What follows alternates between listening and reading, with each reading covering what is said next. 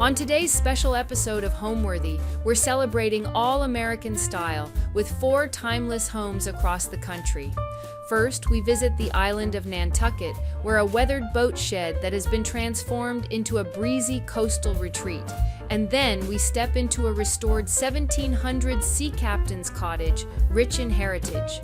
In Dallas, we visit a Ralph Lauren-inspired bungalow, beautifully renovated with classic flair. And on Long Island's North Shore, we explore a 1920s farmhouse full of antiques, charm, and even a model train set from the town's mayor. Enjoy!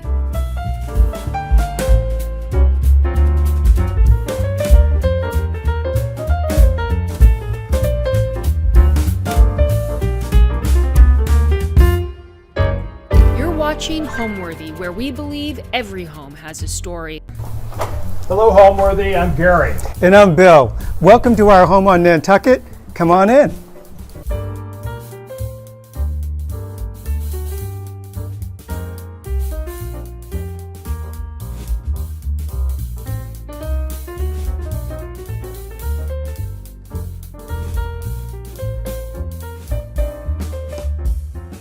This is Gary McBurney. Welcome to our home in Nantucket, which we have named the Cottage. And we are a little island out to sea. I don't think you were supposed to do that. Hi, I'm Gary McBurney. Welcome to our home on Nantucket, which we have named the Cottage. Hi, I'm Bill Richards.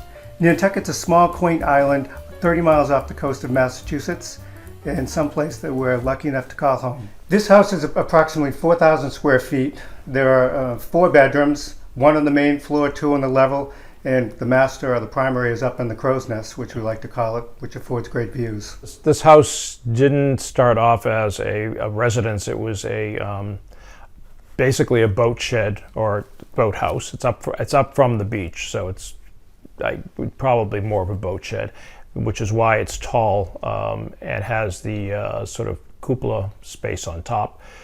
The boats would, come in and fill up the space vertically. And when we found the house, it had been changed into a guest house back in like 2000, and was very rustic. And we set off to, make it our home. It was very much like a mountain cabin, which felt very much out of place, especially, New England, coastal situation. Well, yeah. He wasn't attracted. When we first saw the house, I was definitely not attracted to this property. It was pretty bleak, and it like Bill said, it looked like a mountain lodge. I could not see myself in it. I like light, bright spaces, because it had originally been a boat shed or a boathouse. There were very few windows, which we had to add. So it was not love at first sight for me. Bill, on the other hand, he saw problems, I saw possibilities, and lots of white paint. Yeah, lots of white paint, and addition of lots of windows. Welcome to our covered porch, which also serves as our entry for friends and family. Covered porches play a big part in most of the homes that we do, as covered porches on Nantucket serve as another room, extension of the living room, the kitchen, whatever it might be. In this case, let me show you what we have here. We actually have a living room and a dining room that we've developed. We wanted to carry sort of a casual, almost 1930s, 1940s feel in here, so we use this bamboo and rattan furniture. The furniture is covered with a perennials rough and rowdy fabric in a wonderful blue. And to complement that blue, used our own Gary McBurney home fabric for the pillows. The red poppy fabric and what we call the Shakamo stripe. You'll notice the lamps on the end tables, which are kind of fun. They're vintage oyster shell lamps. They're handmade by a woman somewhere like in the mid-Atlantic. We bought them a number of years ago, and despite the fact that the shades are not outdoor shades, we make them work. Once or twice a year we spray them with bathroom cleaner, and believe it or not, that does the trick. The blue theme, really it's an extension of what we did on the inside. If you'll notice the blue and red, it's very similar to the blue and reds that we used in the living room. So it really does keep the porch feeling like an extension rather than a separate building or whatever it might be. So the table is set with pieces of dinnerware that we purchased during COVID at auction. COVID was a time when the house was being built, and because we were actually staying in the garage apartment at an adjacent property, we had a lot of time on our hands. So my fingers were very nimble, and I bid on a lot of things that are now stored in the cabinets and on the table here. These little glasses here, it's made by a company called Atlas. Very collectible, sort of a 1930s sort of wonderful blue glass with sailboats. We have some Tarlo glasses with little sailors on them, which are kind of fun. The anchor plates are from a company called Coscata, and the owner of the company has Nantucket roots, and she's always been very generous in donating auctions to our silent auction for Nantucket by Design. The silverware on the table was found in Il Sorg at a street market. It's old restaurant silverware, and they all have different markings on them. The glasses, another Massachusetts or New England company, Simon Pierce, favorite of ours. The dinnerware, we have a collection of Spode here. We have a Fitzhugh, and then we have a blue clipper that work nicely together. We like to mix and match dinnerware. We have a large collection of napkins and napkin rings when guests come to our home and they want an experience. So Gary and I happily indulge them with different things that come from our inventory. Well, both of us love gardens, and surrounding the structure, we have a lot of Russian sage, which is really nice. People often mistake it for lavender, but a different kind of flower. And especially at this time of year, it has a lot of height and a lot of movement. And one of the things we did install, which makes this room very versatile, is we do have heaters. They're done in a white. It's a white sort of fabrication, so they don't really stand out. But they do take the chill off, especially at the beginning of the season and the end of the season. Really extends the use of the room. We've also we're fortunate enough with the gardens that we do have, is that rather than head to the farm or wherever we might go for flowers at other times of year, we can pretty much go out into the yard and just with a pair of scissors and create little bouquets like this. Or we have a larger bouquet over here of hydrangeas. This was a very long season for hydrangea, and we did plant different varieties, which they bloom at different times. But even at the end of summer here, we still have a lovely bouquet. Now I'd like to introduce you to the interior of the home, so if you'd follow me in. Welcome to our great room. This room is actually a combination living room, dining room. It's right off the main entry, a very welcoming space when you first come into the house. When we first looked at this house, it looked nothing like this room that you're seeing right here. The beams were actually, everything in here was like orange wood, but the two support beams had a second pair behind them, but they weren't actually beams. They were actually stripped trees with the root splay actually cut into the floor. So with the wood floor, the wood ceiling, the trees, it very much felt like it was a set from The Hobbit. It was a little bit on the eccentric side. Further, the fireplace here was all in stone, which made for a very heavy look. Again, it took the look of a mountain house, very out of place in this beautiful seaside location. The front part of the room was actually a kitchen as well as a dining room. After we played with the house, we actually moved the kitchen into one of the two wings on the house. But the kitchen originally, we had one half on one wall, one half on the other wall. And the thing that was really odd was the sink was on this wall, but the stove was over there. And the span of the room, as you can see, is quite large. So in the event there was any sort of fire or mishap or whatever, the distance was ridiculous. So one of the first things we did do was we took away the trees that had been here. We replaced the two in the front with actual beams. The other two proved to be decorative and not of a supportive nature, so that was great. It created more room in what we use as the living space, took the sofa a bit more away from the fireplace, which was great. We closed up the entry to the bedroom, which had been there. It sort of mirrored the one on this side, and opened up the kitchen, which is over there. When designing a great room such as this, one of the challenges is how to effectively use the space. It's very easy to sort of put your furniture almost more on the perimeter of the room, and then the room just feels overly large, and you're not really making the best use of the space. In the case of this room, we wanted a distinct dining room and a separate living room.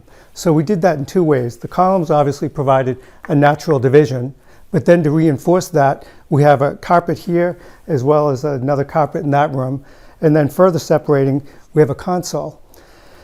So today it pretty much looks as a console, but if we were having a dinner party, this very often serves as more of a buffet or a serving table. The light fixtures also help reinforce the distinction as well. Clearly this very large brass chandelier says that this part of the room is a dining room, and the lantern, by the fireplace, just identifies that as a separate living space as well. I started out in the industry, to go in the Wayback Machine. When I went to school, I studied painting, and I thought I was going to become an artist, which, after then studying art history after that, I realized I was never going to be a great painter. So I went on to design school. He's a good painter. I'm a decent painter, but I'm not, I wasn't going to make a living at it. And I studied art history, graduated from that with, and decided, now what do? I don't really want to work in a museum, and I'm not going to, or a gallery. So I decided, to start doing interior design. Went back to school, worked for a designer in Boston for 11 years, Richard Fitzgerald, and then started my own company in 1993. My path did not start with interior design. I spent about 30 years in the world of commercial insurance and risk management, focusing primarily on high-tech and life sciences companies, which Massachusetts was a great place for that at the time. Which means my company now has the most incredible insurance. So it may or may not be true, but... Decorating our own spaces is a funny thing. A lot of designers love decorating their own houses. I hate decorating my own house. It's just too much pressure on me to make a decision. It's almost because like the equivalent of writer's block. It's like writer's block. There are so many choices out there. I can do that for clients. I cannot do it for myself. It's very difficult. So Bill, usually I'm the boss in the office. Bill's the boss at home, and he's not the boss of me. He's never going to be the boss of me either. So anyway, but I give him total reign to have his own opinion and come up with ideas. I actually, he becomes like a client, and I present schemes to him, and my generally say, you can do better than this. I've seen that's usually what he says at the beginning. So it takes us a little while to get there, but he becomes the client, and I'm his designer, and that's generally how it works. We started, I think, with this piece of furniture. I think this was the first piece we bought for the house. It's an Italian desk that we bought at Casa Gusto in West Palm Beach. We store candles and linens and things like that, and it's also a good casual bar. I work here on my iPad, and Zoom meetings, and it's also very easy to mix a martini at the same time. These chairs we also got at Casa Gusto, and they're George II chairs. We went into the shop. They were, they weren't inexpensive. We saw them. We just, it's like, if we don't buy these now, it's no time to think, because somebody else is going to want them. And the funny thing is I think 3 of our friends had seen the chairs also and were really annoyed with us when we had got them instead of them. Table's a new table. We wanted, I don't always love tables that expand, so I wanted one big table. We can serve, we can have 10 people at this table. We can bring in ballroom chairs and have 14, 16. So it's very very practical. I like it in white to contrast to the brown furniture. I'm still a brown furniture fan, which I know is hasn't been in fashion for years, but I kind of like the mix of things. I like antiques, and I like the way new things look with them. This cabinet is a German cabinet that we bought. We collect. Everything blue and white is good for me. So this is our latest collection. This is one of Bill's things that he bought on auction during COVID. We have a mix of things. It's English, it's Chinese, it's some Japanese in here, I think, too. I love anything like kind of transferware like this. The Coalport lions are a favorite of mine. I love the mottled sort of lapis feeling, snuff bottles, Snuff bottles are little bottles that would hold snuff back in the 17th, 18th century into the 19th. I like anything basket, any kind of porcelain basket I love. This one's a favorite. Bill and I are big fans of anything made in Nantucket. The big industry here forever is making of baskets, Nantucket lightship baskets. Big fans of those. There used to be a separate basket museum here in Nantucket, but that's been absorbed into the Historical Association, which has an amazing collection. So baskets are good. We love sailor valentines, which the story used to be that the sailors made them for their loved ones while they were on the boats, which sounds great, but they usually were made in the islands somewhere in Polynesia or something like that, and brought home for them. Bill has never met a box he didn't like. He loves boxes. Ship model from a friend gave me as a birthday gift probably 25 years ago. Our good friend Judy Flynn, who love it still, all these years later. Big thing here also is purses made out of Nantucket baskets for women. Carry them around at cocktail parties. It's a nice one we get at auction. I just like the form. I love the little whale on top. That's I don't go to cocktail parties with it, but I do like to display it. The cabinets are great storage. One of the big challenges for this house, which probably for me was the biggest challenge, is because it was a boat shed, there were no closets. I mean, this wasn't designed as a home, so there's no place to store anything. It's been a challenge here. So part of the bookcases, which have our Nantucket books and our decorative arts books, which we love. But we are collectors, and you want a flag glass? There's flag glass. How about one with, and as Bill mentioned earlier, sailors. So we have all kinds of goodies in here that we get along the way. This cabinet has more plates and glassware, and but they're good. They're great storage. They're all around the room. As I mentioned earlier, we kind of like a mix of things. This is a Maison Jansen coffee table, which I love. I like that sort of 1960s feeling in the room. The sofas are very streamlined and clean looking. Dioramas are a big thing for us to collect. We love the feeling of those. Very whimsical. Again, more books. We actually do read them. And one of my happiest things is to come down from my bedroom in the morning and find guests all sitting around the room reading our books. That makes us feel really good. The ship painting gouache is by a French artist, Philippe Conrad. I've been collecting him for about close to 30 years and bought them originally in Paris, the flea market. And this one had been at Ralph Lauren on Newbury Street in Boston, and it came up for auction a few years ago, and I grabbed it. So I'm very happy to have it. Spy glasses, sailor spy glasses, ahoy, are great. We got together sometime around in the early 2000s, and our careers were very different. And we spent a lot of time away from each other, and at a certain point we decided that if we were going to continue on in a relationship, something had to change in the dynamic. So because his name was on the door, it was much easier for me to change careers, and I always believed in a second career, so this was a wonderful impetus to make that happen. When it first started, we decided to do a book, and the book became my training ground because we took a number of projects that he had done, and my job was to write a story for every project, and then every picture needed a caption. So it was constantly why.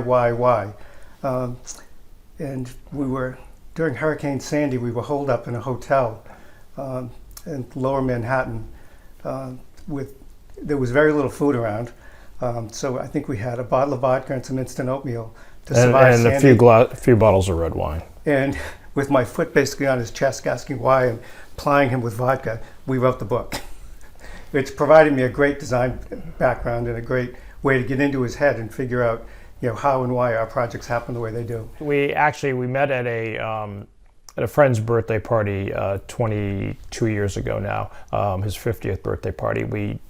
It was like one of those crazy evenings when you meet somebody and, it's like you spend the rest of the night talking to one another, and, it's like, okay, he's in my head now. It's been a good journey. But Bill actually we had connections from years before that, probably 10 or more years before that, because Bill, almost 20 years ago, he actually did Back to Insurance. He had done the insurance on our house outside of Boston, my house outside of Boston, which I hadn't connected. I hadn't connected the dots, and we had never met. So we're sounding a little best in show. We are sounding a little best in show, which is scary. The two of us both set foot on the island, over 30 years ago, and I think we both felt the same way. We just fell in love with the place. It's a sandbar island, so the topography is rather flat. It's not like some of the other islands, more of a rock-based island. We have change or whatever. Very flat island. Dune grasses, blue skies, sand under your feet. Rich in history. Everybody knows about the whaling history, but it goes way beyond that. There was an actors colony here in the 20s. There was attempts at farming. There's a very strong female history here, because when the men were off at sea, the women basically ran the shops and did all that kind of stuff. Really, just it's all, I find it enchanting. And there's amazing architecture. Nantucket was one of the wealthiest towns in the country up until the 60s? Yeah. So the architecture is quite beautiful. Beautiful colonial architecture, Federalist architecture, Victorian, cobblestone streets, lamp lights, or gas lights. That's what I fell in love with when I first came here. And also, it's a gardener's paradise. The air here and the sunlight is just perfect for gardening. Well, it's a gardener's paradise if you don't account for all the deer. Well, the deer, yeah.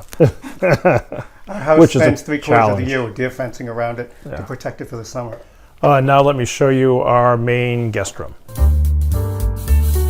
Funny thing about this room is that it's a collection of a lot of things that we've had in many of our houses over the years.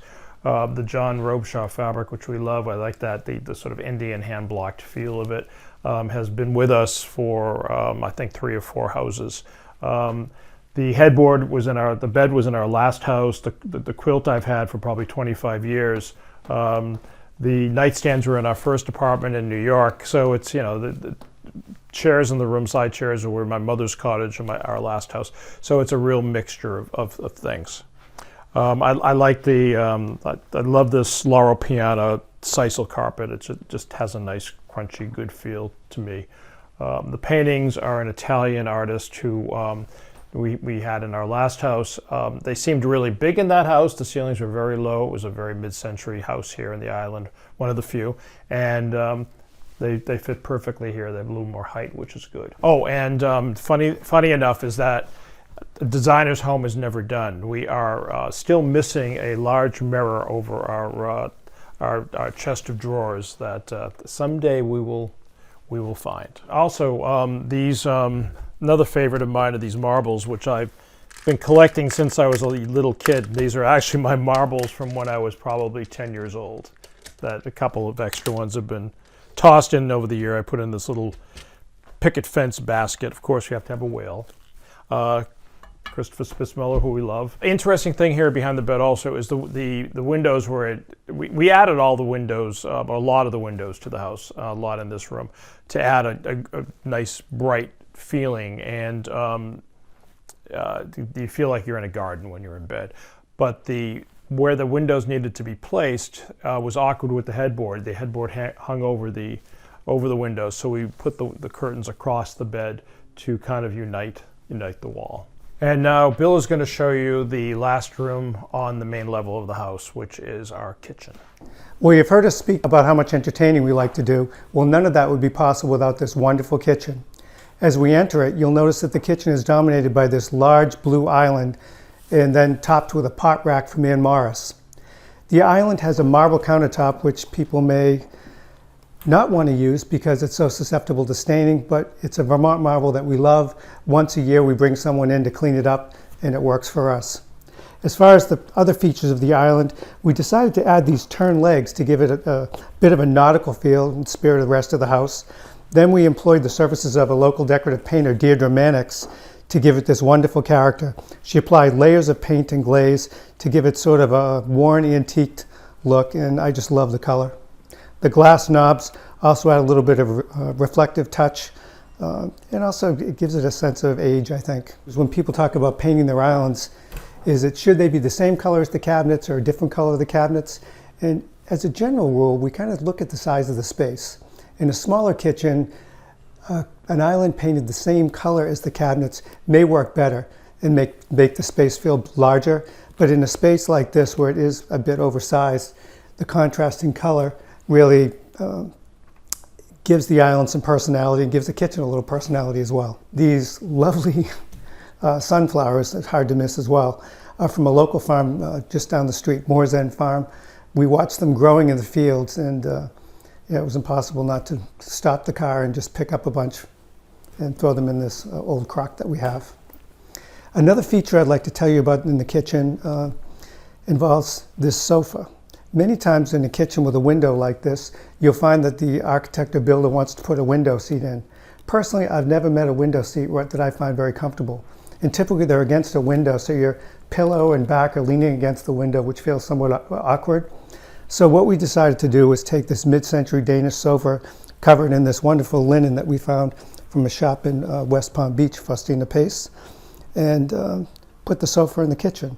People initially thought it was a little bit strange, but almost everybody who wanders in this kitchen at some point within the first 30 minutes is seated at that, and usually with a glass of wine in their hand. So I've told you about how wonderful this kitchen is.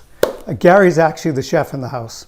I do some baking, which I started primarily during COVID with the classic sourdough starter that everyone was using at the time. And believe it or not, let me show you what I have here. I actually have some sourdough ready to bake off for tomorrow's dinner.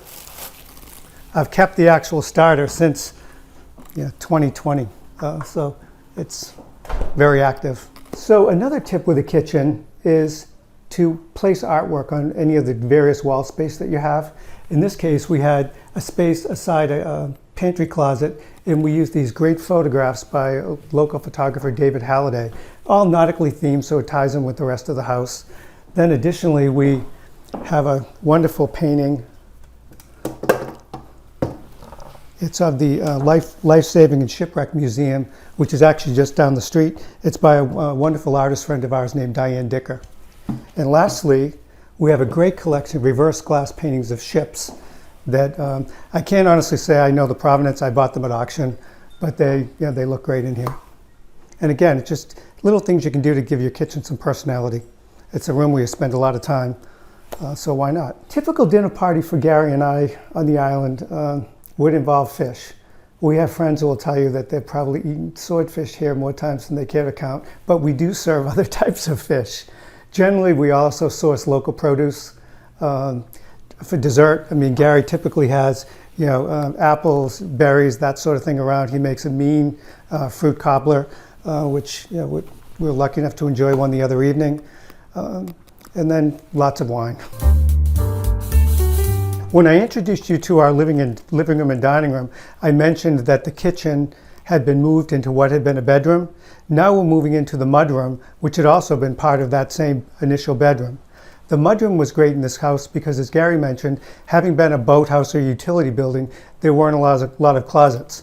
So this gave us an opportunity really to create lots of storage space. It's also a nice place when you first come in, which this is the door we use most of the time. It gives you a place to put your sunglasses, your keys, all those miscellaneous things slide easily into the top drawer. We have an interesting couple of pieces of art here that I'd like to mention. The top one is by a friend of ours, an artist named Melly Cooper. Melly makes these incredible pieces, and it's actually made out of pressed paper. She makes a latex mold out of the actual objects that you see. Then she has her own paper pulp and presses it into the mold to make the form, and then she hand paints the designs on the object. Incredibly delicate work.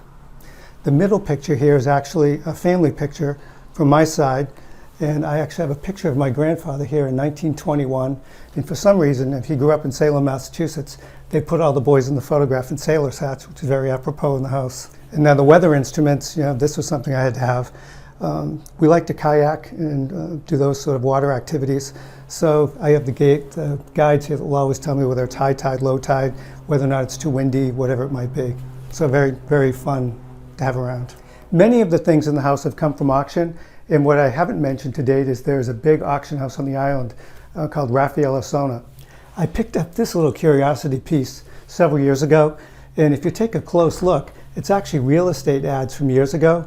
And at one point, it was a listing for a little house in Wisconsin for $8,500. So we do know this is definitely from days gone by. We covered the walls in this space with a beautifully colored raffia wallpaper from Philip Jeffries. Because we have so much white in the house, this sort of adds some warmth, especially to an area that it is more kitchen, family oriented, that sort of thing. So we think it works rather well. We have very similar taste. And it translates from decoration, but down to our closets. There are many mornings we come out of the closet, not having seen each other till we're dressed, and one of us is going to, no, you can't wear that shirt. Well, it's just now I put on a check shirt, and it turned out he had already taken out a check shirt to put on, but so he had to change. So we and design-wise too, we have very similar tastes. I think we both, one of the things that I guess attracted ourselves to one another was that we like everything Nantucket, everything nautical. We're both from Boston. We both grew up probably 10 miles from one another. So there's a lot of similarities in our life, and it's and back to the clothing thing. It can get a little scary because we have a lot of the same clothes, and unless we pack together when we're traveling, we could end up with a suitcase of exactly the same things. Except for shoes. We have totally different taste in shoes. Now I'm going to bring you up to our crow's nest. Along the way, I'm going to show you some artwork on the staircase. We collect antique, historic things, contemporary, local artists who we have great fondness for. Beautiful Sailor Valentines, nice woolly. There's a really nice portrait of a sea captain with his sextant. Very handsome guy. Usually they're kind of scary looking. This guy's somebody you would like to know. Another nice diorama, which very sweet little one. Also, I'm a big fan of flags. Have a nice pair of framed antique, probably from the 1890s or so, flags here. Love our rope handrail. I always try to incorporate one of these in our houses. Nice nautical kind of feeling to it. Painting here we got in the south of France about 15 years ago. Don't know who the artist was, but great color. Before we get into our bedroom, there's a little vestibule, and we covered the walls in our own whaling flag wallpaper done for Gary McBurney Home. It's based on actual whaling flags of ships, which is there's a plaque of them at the Historical Association here on the island. We have this bamboo mannequin, which depending on which house it's in or what season it is, I dress differently. Great Regency bullseye mirror, a nice bobbin bookcase that again has that ropey kind of feeling we love. So now let's go on to the bedroom. When you first walk into our bedroom, I think you feel a sense of volume. It's a big room. High ceiling. This is where the mast of the ship would have been, or the boat, the sailboat. This again was all painted or urethaned pine, so it was very orange. We painted the whole thing out white. There were iron rods holding it together, which was simplified. The structure of the space just feels really nice to us when we're in here. The windows open out onto the water and the sky. Nighttime, morning, it's glorious up here. The bed was made to fit within this alcove sort of thing that happens with the beams. It tucks in. and the nightstands, because it tucks into it, the nightstands come forward. It's a very practical kind of space, and it's hard to get out of bed in the morning. Chest was made by Bilecki Brothers in New York, custom for us. Wonderful, the wonderful old world style, Parson style. The carpet was made by Guinevere in London. Nice hand-woven killam. We selected the colors, leontine linens on the bed. Just favorite spot of ours, and the beautiful ocean right at our feet every morning. So we continued the blue and white up through the hallway with the carpet and into the bedroom. But in the bedroom we added the red. I'm always been a red fan, and I had it basically started because I had a pair of antique red glass lamps, and I wanted them to fit within the blue and white scheme, so that's where I pulled from. I'm also a big American flag person. I love old American flags, actually any flag. I have my father's flag from his World War II flag right next to my bed. And great campaign desk, very useful to work at. Use it as a nightstand. Another bobbin piece. This one, a really cool chair from David Duncan in New York. And the collection of boats and ships continues around the room. The best part of the room for me is our little balcony overlooking the water. I can get up at night and go out and look at the stars. It's great when I get up in the morning to just open the door and feel the breeze coming through. I think my favorite part of this house, of this home for us, I think our bedroom is probably my favorite spot in the house because of its views and openness. I'm a person that likes to sleep with blackout curtains and in the dark, and I've never drawn the curtains here or lowered the shades. It's just wonderful to go to bed at night and have be able to see the stars and wake up in the morning with the sunlight. It's perfect. I like the bedroom too. We do spend a lot of time up there. As you'll see, it's a very large room that also functions as a quasi-office as well. Yeah. But I think this particular space is my favorite. We travel a lot for work, and we're alone and together quite a bit. And this is definitely communal space. So when we're actually here, we do entertain quite a bit, whether it's summertime or wintertime. In wintertime, there's an event here called Christmas Stroll. We'll invite friends in, we'll have dinner at the dining table right over this way, and then we'll gather around here. And in honor of my sister, we do this reading of the Grinch Who Stole Christmas. And it started out after she passed away. It started as something very sort of somber, and it's become very theatrical. And we have a bunch of friends who are really characters and frustrated actors, and everybody it all plays out right here in front of the fireplace. We wear hats and all the goofy stuff that everyone wears at Christmas Stroll, lights around our necks, and it's fun. It's just this room has a lot of fun memories. On Nantucket, one of the advantages of a twin guest room is that it provides flexible sleeping arrangements for the many house guests you're sure to have. Now I'd like to show you our outdoor patio. So we were just in the hydrangea guest room, which I mentioned is one of two guest rooms on the lower level. One of the problems with lower level bedrooms is people always feel like they're sleeping in the cellar, and you get a little pushback about somebody not wanting this or that room. When we designed this house, this space was not here, so the initial thought was we would put a window in each bedroom, which meant we would either have a window well or we would dig out a bit and just create a little bit of space between the house and an outside retaining wall. Well, it turned out that the cost to bump that retaining wall out 6 feet wasn't much more than if we bumped it out there for what you see right now. What that did was it provided us an opportunity to put French doors out of both bedrooms, and it opens onto this really spacious little patio that guests can use for working, making phone calls, just relaxing. We decided to create the illusion of more space by employing mirror.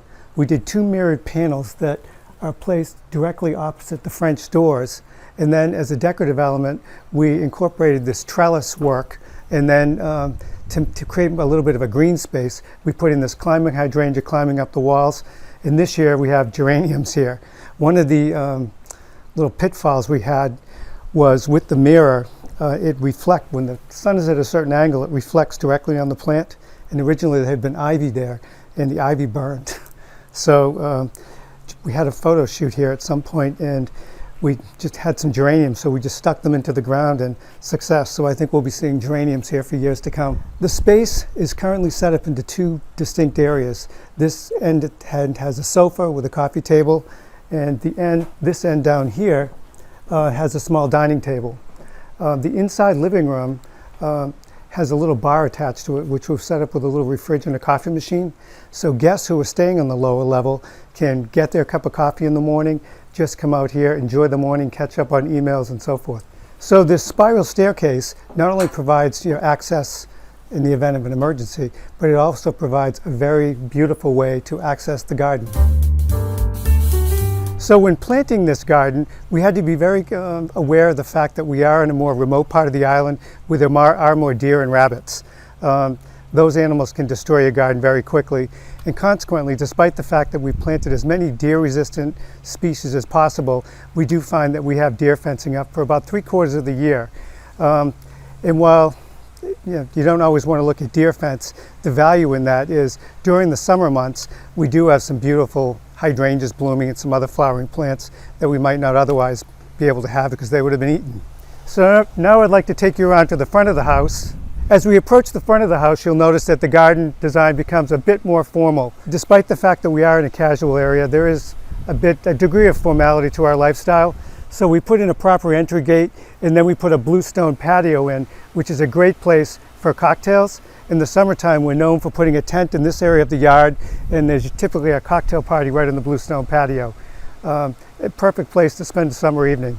So let me take you to the bluestone patio and show you one of the water features that we have. Before we get, though, I will point out that we've always been enamored with the rose-covered cottages in Sconset, and despite the fact that we do have deer here, the deer fencing has allowed us to at least attempt to have some roses growing over the house. So the bluestone patio area that we wanted, as you can see, is rather large. And if it was unbroken, it would start to look like a landing strip. So we decided to incorporate a water feature using an old bowl that Gary had bought in Paris about 30 years ago. Frankly, for 25 of those 30 years, it sat in a storage bin. So it was a nice opportunity to use that. The water flows into a sort of a recycling pit, and the plantings around it have been a little problematic. The wind, for as much as it looks like the water flow is rather gentle, the wind tends to blow the water in this direction.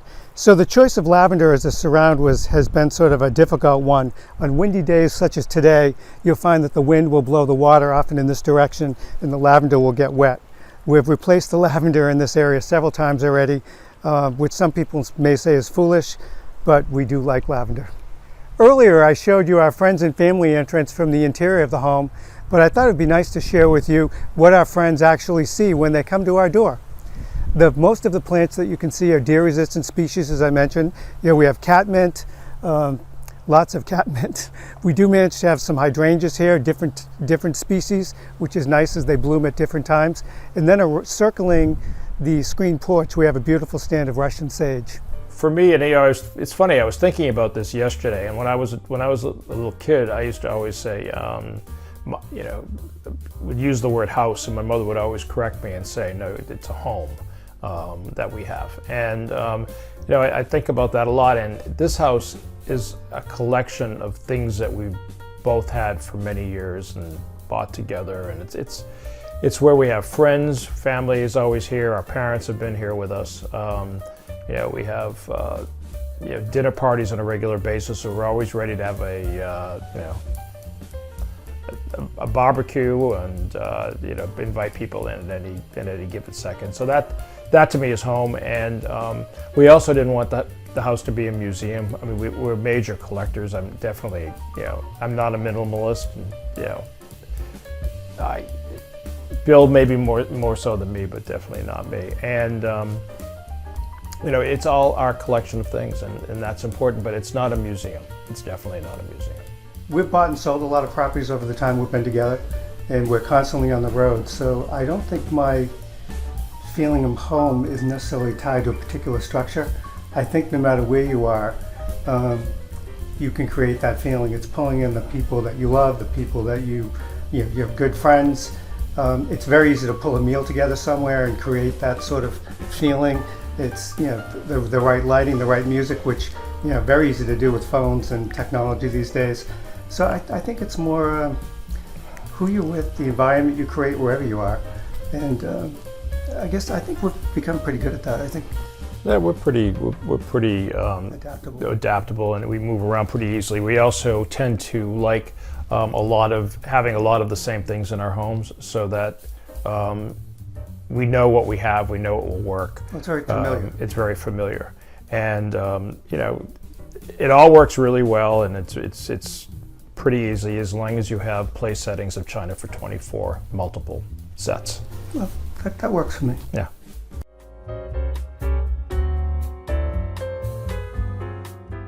Today on Homeworthy, we're bringing you to the idyllic island of Nantucket for a look inside interior designer Kristen Patton's beautifully restored 1700s home. 5 sea captains and their families have called the shingled cottage home over the past 200 years, and as its new steward, Kristen was determined to celebrate its long-standing heritage. Her thoughtful redesign honors the home's rich maritime history with repurposed materials, a stunning whaling mural wrapping the central chimney, and a decor that nods to the home's seafaring roots. Enjoy!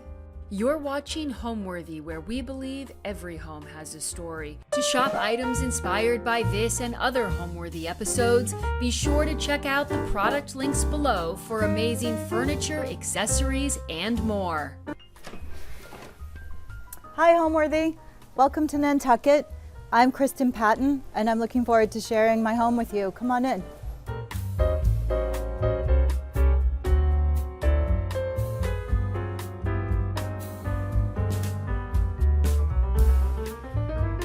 This home was built in 1760. It has seen 5 sea captains live here. This is the original entranceway and the original staircase to the home. You're also looking at wide plank floors that are all original to the home. They would have been in the pumpkin pine orange color that is typical, but the floors were in really bad shape, so we actually had to remove all the pumpkin pine and brought it back to the natural wood. This is actually a really important part of the house. This is the mast of the fireplace that hosted 5 fireplaces in this house, and it basically is what keeps the structure up. So this holds everything up. And right now we have this beautiful grass cloth from Nantucket artist Audrey Stark. She's a designer herself and a wonderful artist. And instead of trying to hide the mast, we actually enhanced it with her amazing wallpaper. So we actually had her wallpaper printed on a sisal, so it actually gave a little sheen to it because it's quite a tight little small hallway, as you can tell. And it's a nautical scene. It's all the whaling. It's kind of you know, they're kind of going out of whale, so it's a little bit traditional of the island and an important part of the whaling community here on Nantucket. But it's really beautiful, and I think it's a great way to kind of hide this horrible mast because it was really an eyesore when we saw it. So as I said, we tried to enhance it versus hide it. So it's a tiny, tiny little hallway. All the original joinery is here, all the millwork, all these original raised panel doors. We just painted it all a dark sort of maritime blue, so it all go away because we couldn't hide the perfections of the plaster. We kept it, and as I said, we tried to just cover it, make it go away, but also enhance it. So it's a tight, tight, tiny little room. This original staircase, all we did here is we painted, and all the joinery, all the plaster is all original. And we have a collection of antique woolies going up the wall, just trying to keep the whole maritime thing coming through the home. And I just keep adding to it. Every time I go to an auction house, I bid on more, and that's the intention of this, to try to keep it old and just sort of classical maritime. So this home is from the 1760s. It was actually being sold by the Nantucket Historic Association. And I saw it and fell in love with it, but of course it needed a ton of work. We had been here on the island since 1997 and had a small cottage further down the street. And kind of as an interior design hobby, I loved to go into all these homes that were for sale. And when I saw this, I just immediately fell in love with it. But it was a big project. It was definitely a passion project. And it also came with 90 pages of conditions upon the sale. So there were a lot of things you absolutely had to sign off on preserving, which would have always been my intention, but you had to, this was definitely a labor of love project, but it was my labor of love. So it was much more than just an interior design project. We actually had to do some major restoration in the back of the house, and we just loved having this kind of project. We felt very grateful to be part of the history here and preserving this home, and just to have a home. It's literally one of the oldest. It's what was called the fish lots, which is one of the oldest pieces of property on the island. And 5 sea captains have lived here. So although I don't do themed interior design, that was a great precedent to say, okay, 5 sea captains, we're going to make this really celebrating the maritime heritage of this home. And that's how we kind of took this on, and the love of it and the passion. And our family, as I said, has been coming here since 1997, so it's a very important part of our life. We just love being here. We love owning a little piece of history on Nantucket. So the original house was a 2.5-story lean-to, and it was just a very simple shaker house. The back of the house was actually where the cooking structure was, and it was a separate building for cooking on a rubble foundation. Over the years, it had seen multiple renovations, very unsympathetic, but multiple renovations. By the time we got here, the back of the house was actually sinking. So there was really no way we could preserve the back L of the house. So we had to go through extensive HDC and zoning planning and tons of permission. It actually took us almost 3 years to get through that. So as I said, a labor of love, a big labor of love, because it took a lot to get through this. What we were allowed to do is we were allowed to take down certain walls, but not everything. And we really had to just keep the footprint. It started as about a 2,500 square foot house, and it's now a 3,500 square foot house. This tiny staircase was the only staircase in the entire house, which was included both the original structure, the original 1760 property, and the newer additions. The newer addition, which we removed, had a staircase, but it was external only. It wasn't even internally part of the house. So, as I said, we got a permission from HDC, and we were allowed to remove the walls and rebuild, but we actually kept all historic materials, all the beams, all the doors, and we purposely used it throughout during the construction to make sure we were keeping all the really important historic pieces of the building. So complementing my lovely wallpaper is my collection of hats. I wear a hat constantly. During daffodil season, of course, I have a Peter Beaton hat with daffodils ready to go, because you have to wear a hat during daffodil weekend here. Gary McBurney and Bill Richards during Nantucket Design always host an amazing dinner party. So they always leave us with a hat that's part of a party favor. This was this year's Nantucket by Design party hat. And we all had to wear them throughout the dinner, which was super fun. But my endless, I just keep adding every year. My fisherman hat. I love all my hats, but nice to have them. And of course, my Italian one, which I love. That's when I'm being serious. But it kind of breaks up and keeps this house a little fun. You don't want everything, even though it's all antique, you don't want it to be just a total museum, so we had to have a little fun. So we just found this new, it's actually a contemporary, it's not really a hat stand, but we turned it into one with the bamboo, and I just thought it complemented all the serious darkness in here. And then, of course, every dog owner who has a dog that needs to go out needs one of these bells from in town, leather bells, so that's how the dogs know how to go out. So we give those as favors all the time when people buy homes. And our bin lock, which we added. There was, to be honest, a really small piece of wooden hardware here, but we added this historic bin lock, which was very fitting for this style of house, which I love. Now we're walking into the living room. This is an important room because it's literally one of the original rooms of this home. This is the living room of the original salt box. And again, you can see these amazing floors. You don't see these very often. You can see all the little wormholes, but these are original, back to 1760. I like to do interiors that have pride of place. So this home was historic, and it's important that the interior kind of goes with the architecture. These are the original beams. We stained them just to make them look a little cleaner and neater, and gives it a little contemporary when you see it. When they had been all painted over, and there were layers and layers and layers of paint. So we took the time to strip them and bring the stain back. And I think that's an important part of the room because it sort of sets the tone with these floors as well. But everything's original here. The little shutters had the little heart cutouts. We promised to keep those, which of course we have. And the furniture is a real hodgepodge. We lived in London for a very long time, so I had collected a lot of old antiques from England that were just in storage units. So you see a lot of dark mahogany furniture, which is somewhat out of vogue right now, but I love it and I still think it's very beautiful. But we tried to mix it. These are contemporary chairs. It's from a company called John Himmel in Chicago.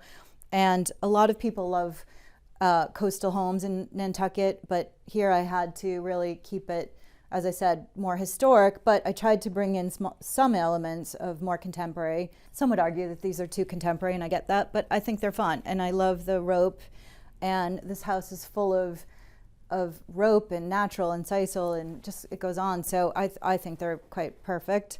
I love to support the local artists on island. This is Joan Griswold. I found these at the Raphael Osana auction here on island. That he has auctions almost every weekend. So I'm constantly touring his auction house for good finds. And then I had these reframed. They're in a terrible, terrible old frame. I don't think anyone realized these were Joan Griswold's, so I feel very lucky to have those. This bench is very pretty. It's an inlay with bone. It's contemporary, but I love, again, the extra element it adds to the room. These are beautiful lithographs. These are from my house in London, black and whites, from a great map store, historic map store that I used to do work in when we lived in London. This is Shane Greco.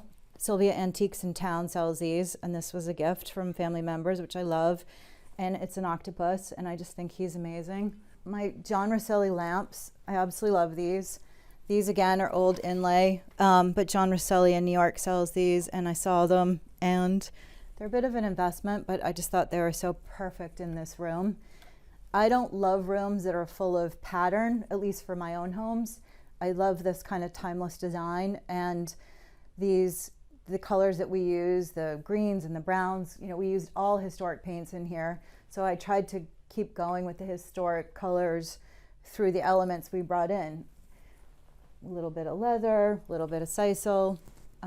Love this kind of olive green, a little bit of a glamour tape that we added, but I think it works. Again, this pen box, I got this, again, Raphael Osana. A little ode to Parrish Hadley. This was my very first design firm when I got out of college, one of my first design firms that I got the luxury and luck to work for. Over here, Biedermeier. Biedermeier, you either love it or you hate it. I think it's quite beautiful in here. This came from my home in London. Again, mishmash that sort of all worked. And again, this basket collection. Baskets are a very big part of Nantucket.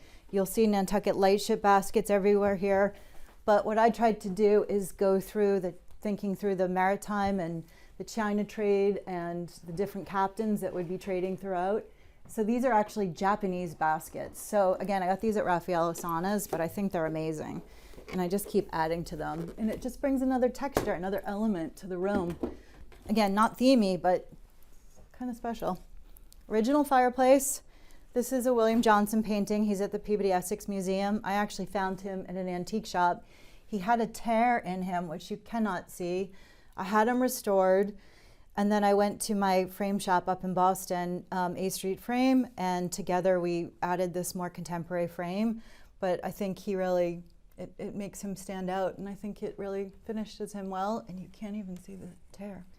So obviously it's summer, but here you have some leftover hydrangea arrangements from my Thanksgiving. These are from my backyard, my hydrangea, but we're not using the fireplaces right now, so we're kind of hiding them. This is a great basket I found in the south of France many years ago, and just a little fun arrangement that we made during Thanksgiving, sort of left over some feathers and dried hydrangeas. That always fun. Oh, this is sort of cute. So I've had this chair for a long time. Again, Raffaello Sana here on Island. But my eldest daughter, she's now 27, but at the time she used to sit in this cute little chair. Maybe the dog had a chunk, but we've had that forever, and it's kind of cute, kind of special. In all my homes, it's really important that people feel very comfortable. Although it looks like a very grown-up house and serious, you know, we have a house full of children when they were little, and now of course they're grown up, but dogs, nothing's precious here. Although it's things I've collected over the years, and I have a lot of pride of place of my home, but you want to be able to come in your home, put your feet up, read a book. This room sees a lot of beating, even though it's a white sofa. This is a perennial cover on it. My dogs, you know, they lounge here. They love to lounge in the sun. This couch has seen naps, these beautiful pillows, even with the beautiful serious trim. People sleep on this. So I want people never to feel uncomfortable in my homes. It's really important that you use your home and you love your home. It's not a museum. It may look nice, but you really want it to be a respite, a place that you use everything. We use every bit of our homes. This house has seen parties, but it's seen naps, it's seen book reading. This room sometimes is a Zoom room when we have a bunch of us working here, but it's very important that it's real and we keep it super real.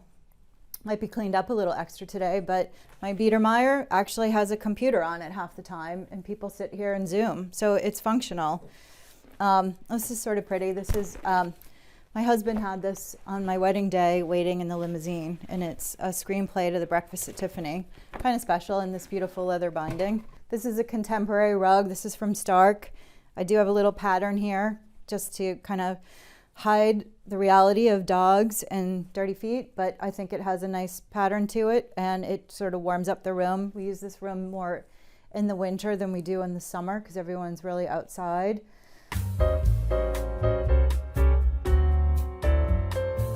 Now we're in the family room. When I bought the house, the NHA was actually using this as their dining room. It had a really strange closet that was definitely contemporary that was on one of the walls. And the wainscoting was original on the other half of the room, which you'll see. And I promised to leave that when we bought, that was one of the conditions when we bought the house.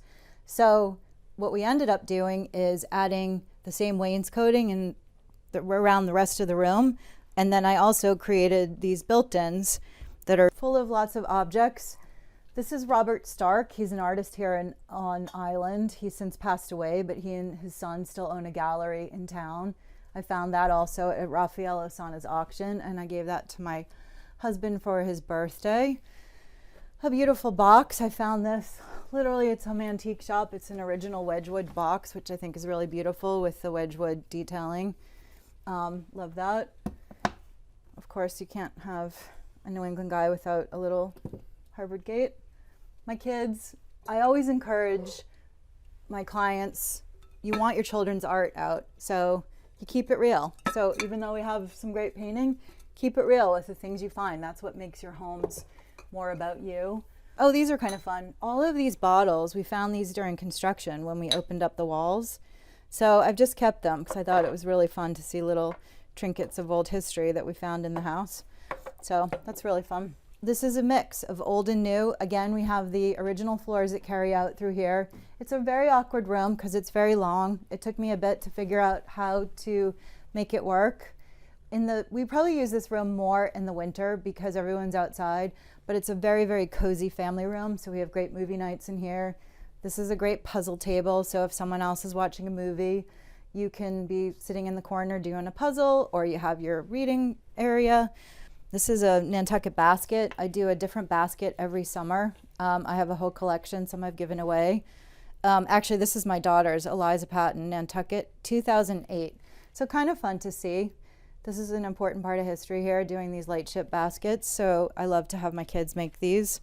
This is a fun painting. I lived in London for a very long time. I also had a store, Kristen Patton Home.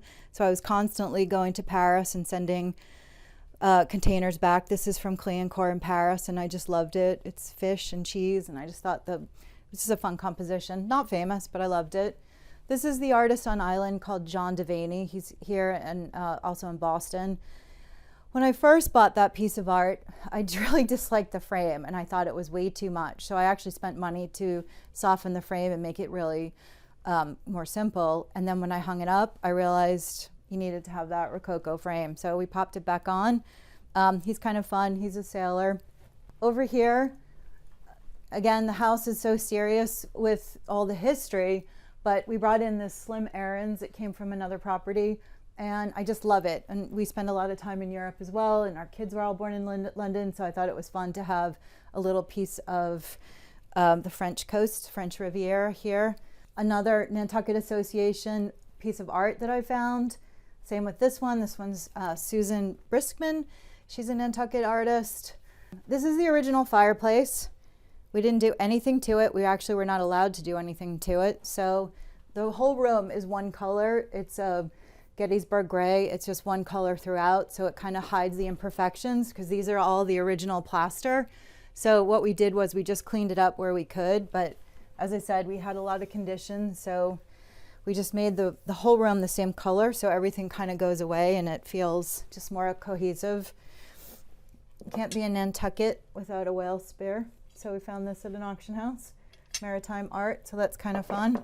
What's kind of interesting is the beams. The beams were original to this house, and again, they were covered in paint. So we spent a lot of time, actually this one may have been okay, but there are others that were just actually painted over. So we spent a lot of time to bring it back because I think they're really special and that's part of the history. And you can see how this original beam is actually in the window casing. Our on-island contractor, Dwyer Maloney, actually we tried to make the ceiling look old to match the walls. So the plasterer worked hard with us so that the ceiling would actually match the walls even though the ceiling was new, so that it kept that continuity in the home. Here we have the beams as well, but you can see it, you know, it adds a lot of character, and I think really celebrating the character of these old homes is super important here.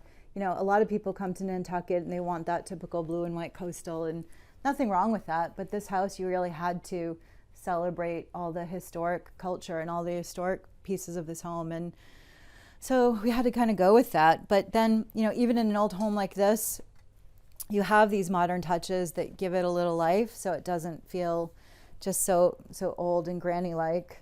Contemporary tables. As I said, 5 sea captains have lived here, so part of the decor theme was to go with the idea of campaign and maritime, and I thought these fit. They're contemporary, but they have their leather, they have the simple Parsons and the campaign hardware, so I thought they were very fitting in this house. These are contemporary. These are from Vaughan. They are a ceramic vase that is all tortoise, but I love them and I feel like it adds another texture to this room because this room could be pretty drab on its own with the Gettysburg, which although I love the color, it just, not everyone would understand it because it does get a little dreary, and a lot of people, as I said, want those cool blue and white colors, whereas I really had to embrace 1760. So now we're entering the new wing of the house.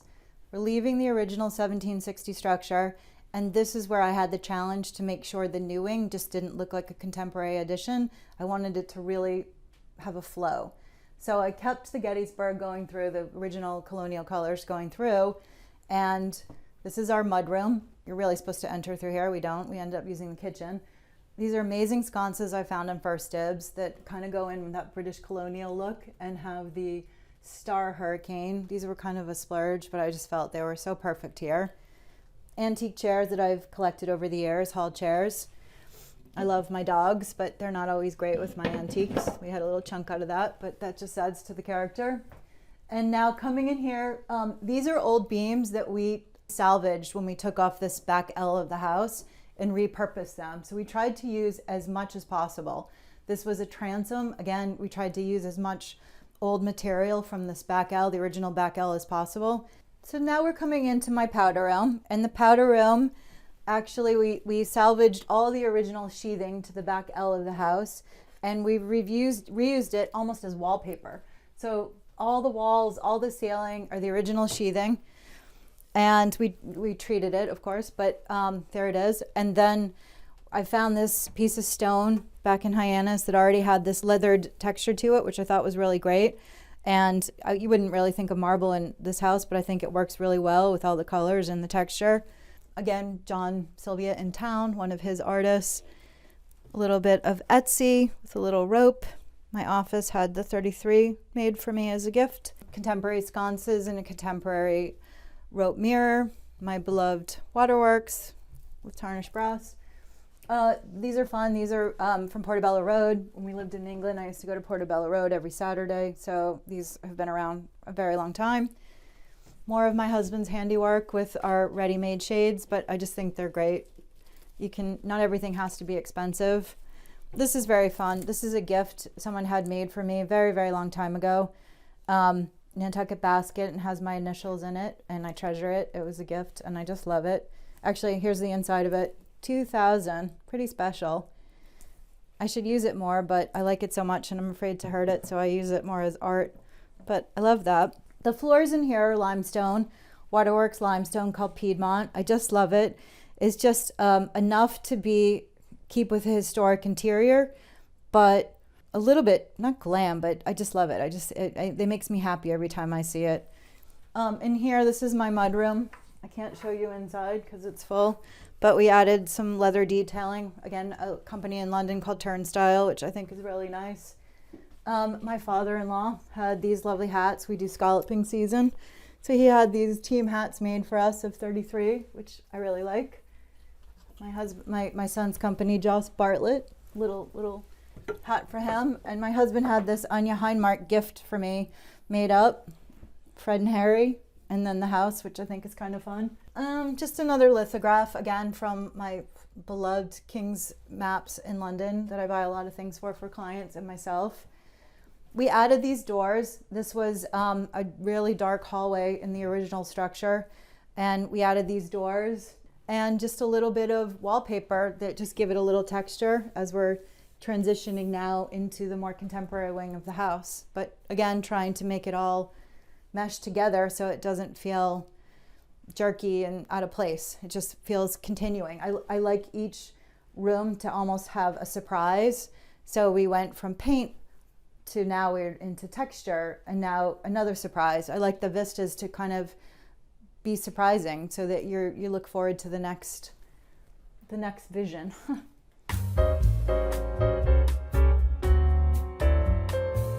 Now we're walking into my kitchen. And I like to give my interior projects almost a story, if you will. Not a theme, but a story.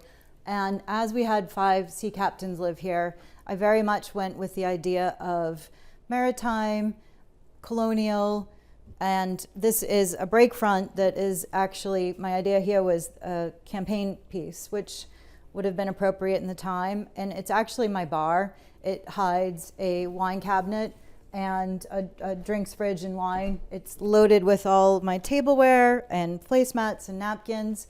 And then of course, endless glasses for entertaining and drinks. We love to have a party here. We do a lot of entertaining.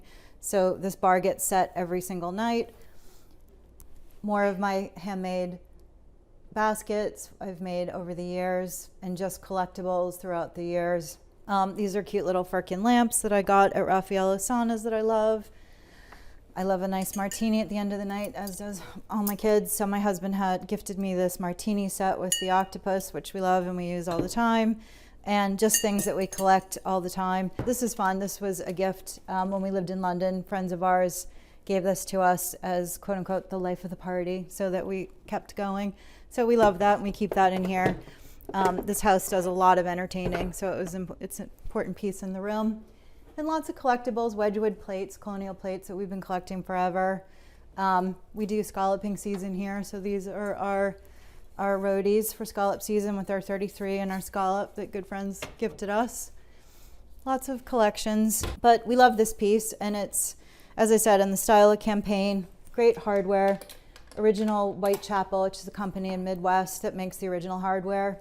I kind of gave this kitchen the story of sort of colonial tavern, if you will. We added the beams. This is all the brand new wing of the house. We really wanted it to feel very congruous to the original rooms. This is a real kitchen. We do real cooking, lots of entertaining.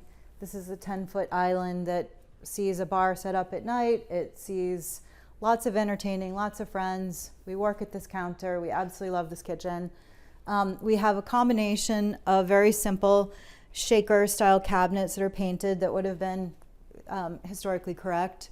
We added all the beams. We have this more contemporary island with the Cerussed oak that kind of gives it a little more contemporary flair.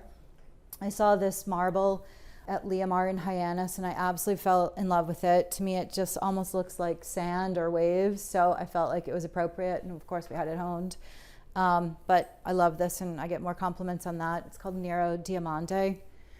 I found these two light fixtures in London. I really fell in love with a pair of light fixtures from Ann Morris in New York, but they were not in my budget. So I kept searching further and found these, and I feel like they really set the tone. They were technically train station lights that were reproductions, but they just felt very fitting in my little colonial style pub kitchen, pub tavern. I love to have art. I love to have art in a room, especially in a kitchen. This is the center of our home. It's an epicenter. We do so much in here. So it's loaded with our art. I love my champagne, so we found these fun Veuve Clicquot's. Actually, it has a real bottle in it, but had Nantucket put on. I had a store. These are left over from my store, but they're fun. They're actually ice skating rinks. And I love my picture lights. It just gives another glow of light. This is my Corneau. We do a ton of cooking, so I love that. I think it's super fun. One of my best friends in Switzerland sent me these bells from her canton in Switzerland. They're actual real cowbells, which I love. One of my favorite things, my needlepoint that my good friend Flair did. All my collection of cookbooks, which I really do use a lot. My husband just gifted me a birthday week out at the ranch in California, so these are actually new to our collection, but we use these all the time. Now we're gonna move into our dining room, which is really an extension of the kitchen.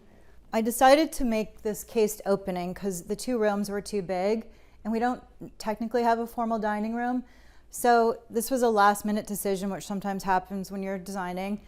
This cased opening, which separates the two rooms and gives a little bit of difference in height. We actually found all this wood material later. This is not original to the house. We actually found an old barn in Ohio and added this material to kind of make this really go with my colonial tavern feeling and make it not just feel like a brand new addition. The banquette, I always knew I wanted to do a banquette. These are actually all the old doors that couldn't fit in the house, and we just stained them to make this cool banquette. It was actually Dwyer, my builder's idea. He did the work at the Languedoc Bistro down in town, and he had done one for the restaurant, and I just thought it was a brilliant way to reuse the doors. It's cozy when we're here dining. This is not an important table. It's just a contemporary resto table, but it sees a lot of entertaining. And I also use this as my scallop wreath building table. So it's also arts and crafts. So it needed to be sturdy. We do a lot of entertaining. This little area has seen probably 16 people sit here all at the same time. And I have lots of different layers of lighting. I've got the picture light. I have the wall lights. We always turn on these John Rosselli Hurricanes. It makes it very, very intimate. But another trick is with all the windows, if you sneak through, you can see the hornbeams in my backyard.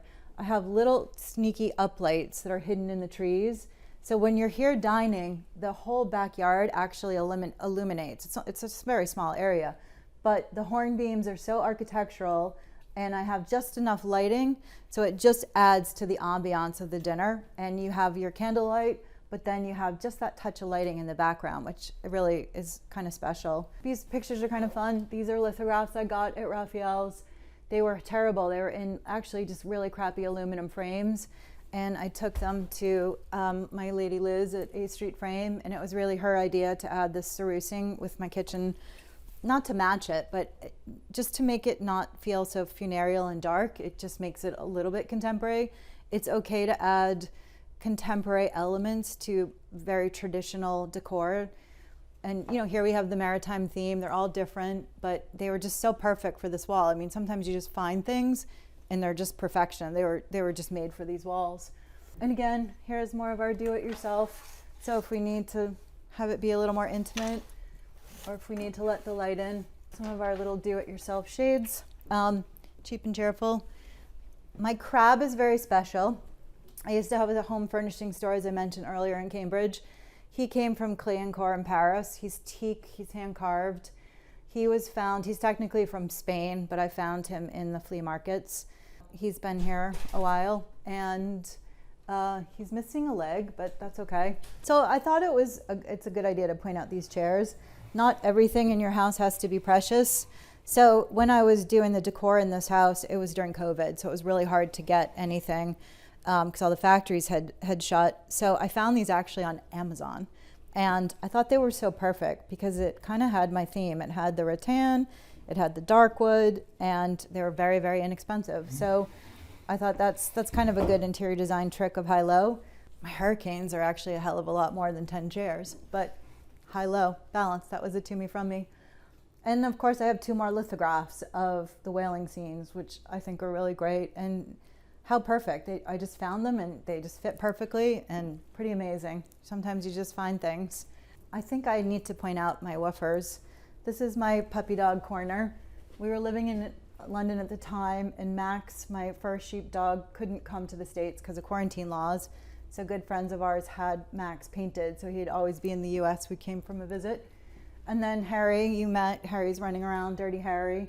And this was Fred. We just lost Fred at November, but this is my little corner of my Polish sheepdogs. These are both done by my friend Erica, who's an artist at the Art Association here on Nantucket, and we love those. I love this chair. It's good to point this out too. This was a good precedent image. Sometimes you find something that sets the tone. I knew I was going with this kind of colonial tavern feeling, and we saw my colonial bar, my campaign bar, but these are actually contemporary. I found these at First Dibs. They're Ralph Lauren, actually. It's new fruit wood, but I just loved the sisal and the roping, and I just thought that was just another great detail, and they're just perfect here. And they're knockoffs of what's called Orkney chairs in Scotland, and it's just Ralph Lauren's take on it, but I thought they were super cool. This house was featured last summer at the Nantucket Garden Club tour. So we had a Nantucket Captain's House book made that really tells about the history of this house, and they are available for sale through our office. But what's kind of cool, if you decide to buy one, this shows really what this house went through. The front room that we saw earlier, that's the foundation. It's the tree trunks. So we actually lifted those old boards that are still there, but we lifted them because we had to reinforce the tree trunk foundation. But in the 1760s, that's literally what they used for your foundation. So it's kind of a cool special detail. But anyway, the book tells a lot of the history and follows a lot of what happened to this home, our passion project. Another whale, we collect whales wherever we go. When we were dropping off our daughter in college in California, we saw him and he had to come home. My office gifted this basket to me during one of our installations, which is kind of cool. And I have all my collections of my Nantucket books. My husband's aunt, Phyllis Forbes, wrote this book, Letter from China, which is very cool, about the trade, China trade, which is a very kind of cool maritime book, which is kind of special. And this is just our little corner for anything Nantucket, kind of special. A little picture of Scott and I in England going to Glyndebourne, which is kind of special. We'll take you outside soon, but the ironmonger shed, which is original to the property, which was used for an ironmonger that did little pieces for the whaling boats and things like that. It's now our captain's shed, which we call our bar. We were featured in Off Duty and Wall Street Journal back in June. This is a photo done by Reed McKendry, who is the photographer of this house. Kind of special. Again, here's just another little element. This is a contemporary Vaughan piece, a table. Believe it or not, it actually flat packs into a box when it ships. But it's just another element. It's faux and contemporary, but I love it. And it just adds a lot of extra element of design. I also want to point out these bar stools. So this is, again, an example. These are probably 20 years old. They came with me from another residence. They're just front gate. And I get more compliments and more questions about these chairs. They're just front gate, but again, it has that campaign design that I was going with, so I just had to take them with me. If these were for a client, they wouldn't work because they don't technically go under the apron, but that could be another project for my husband if we just take off the caps, and I could take that off and we could pop them down. And as you can see, my beloved dogs love them from 20 years ago, and they were puppies. So, but I love them. They're super fun.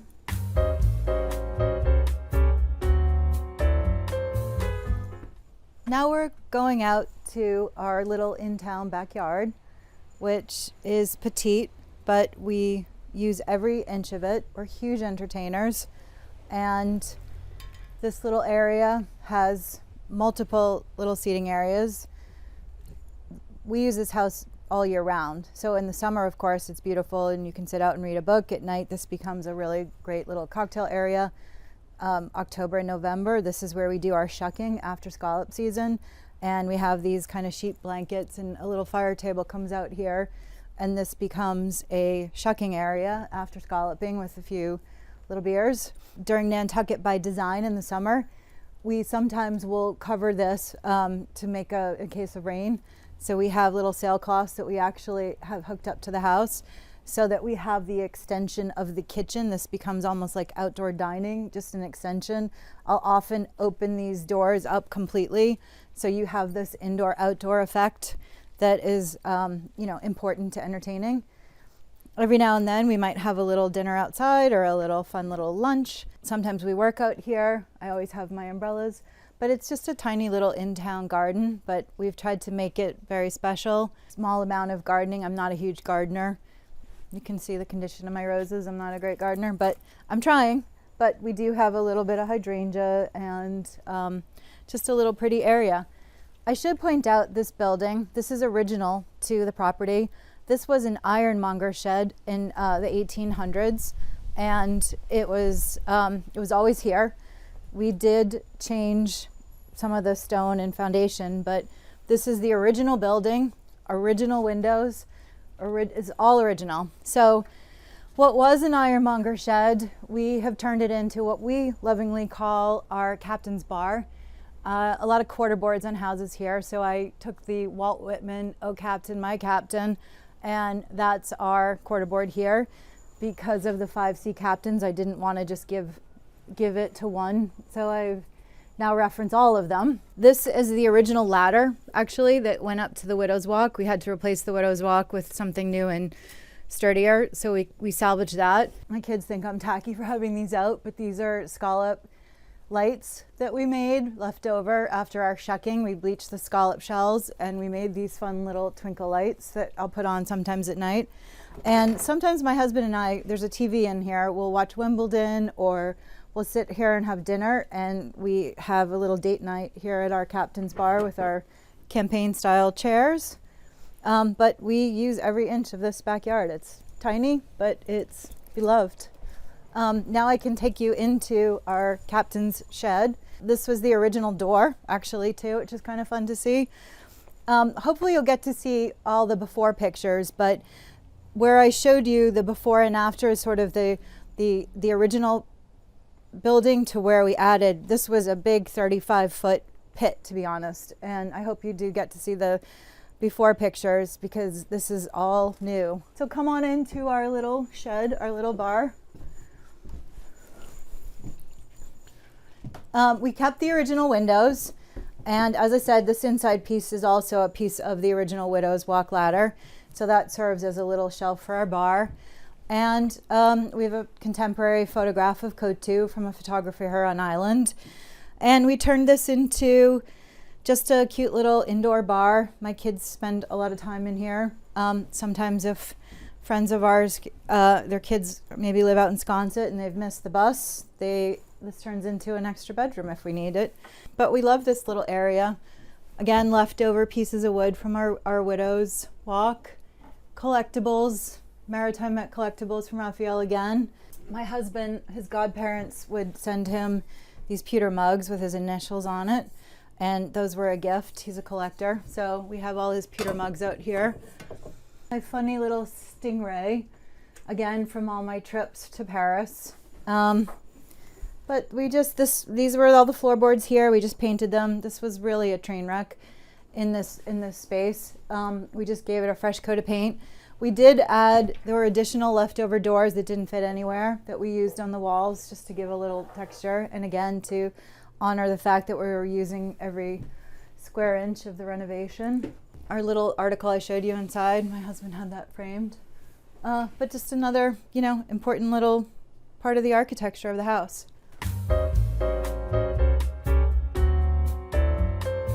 So now we're gonna go upstairs to the second floor. This is the landing that we created, again, part of the new wing. And as a designer, the world's your oyster to think about what you want to do. Knowing this was very contemporary, I felt that this was a really important area to get right.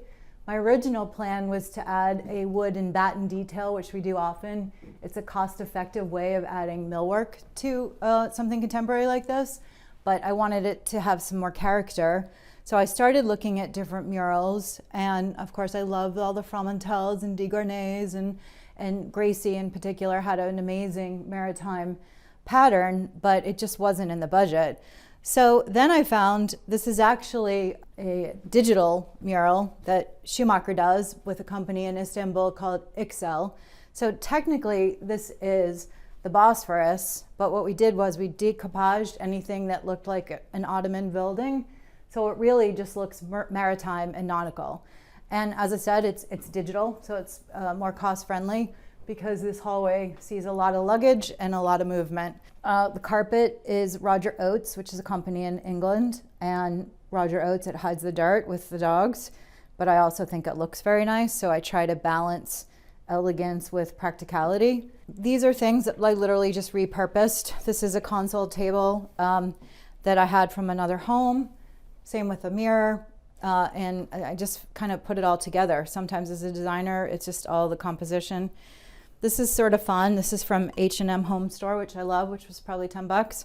And these are all gifts. This was a gift. We host Scallop Weekend, so my girlfriend Mary gave that. My office gave that to me for Christmas, which I love. We have Kristen Patton home candles after the scent of Shalimar, which I love, that we've had made up. Map of Nantucket. And every Nantucket home needs a cranberry rake. I'm sure you have seen those before. These are fun. These are from Amanda Lindroff in the Bahamas. We bring these outside at night when we're entertaining, just to add a little fun festive light. And I think that's it. This is actually contemporary floor. So we tried to match that to the original. This is from a company in New York City called PID. It's actually engineered flooring, but the color match was really great. So I love that. So now that we're on the second floor, this gives you a great opportunity to really see this Excel panel, which I think is super special and really makes the hallway. I had it done in a sepia print so that it really isn't color. It's just the tones of the house that I've used everywhere, and it kind of goes background. Nothing's jarring. It's a print that you could live with forever.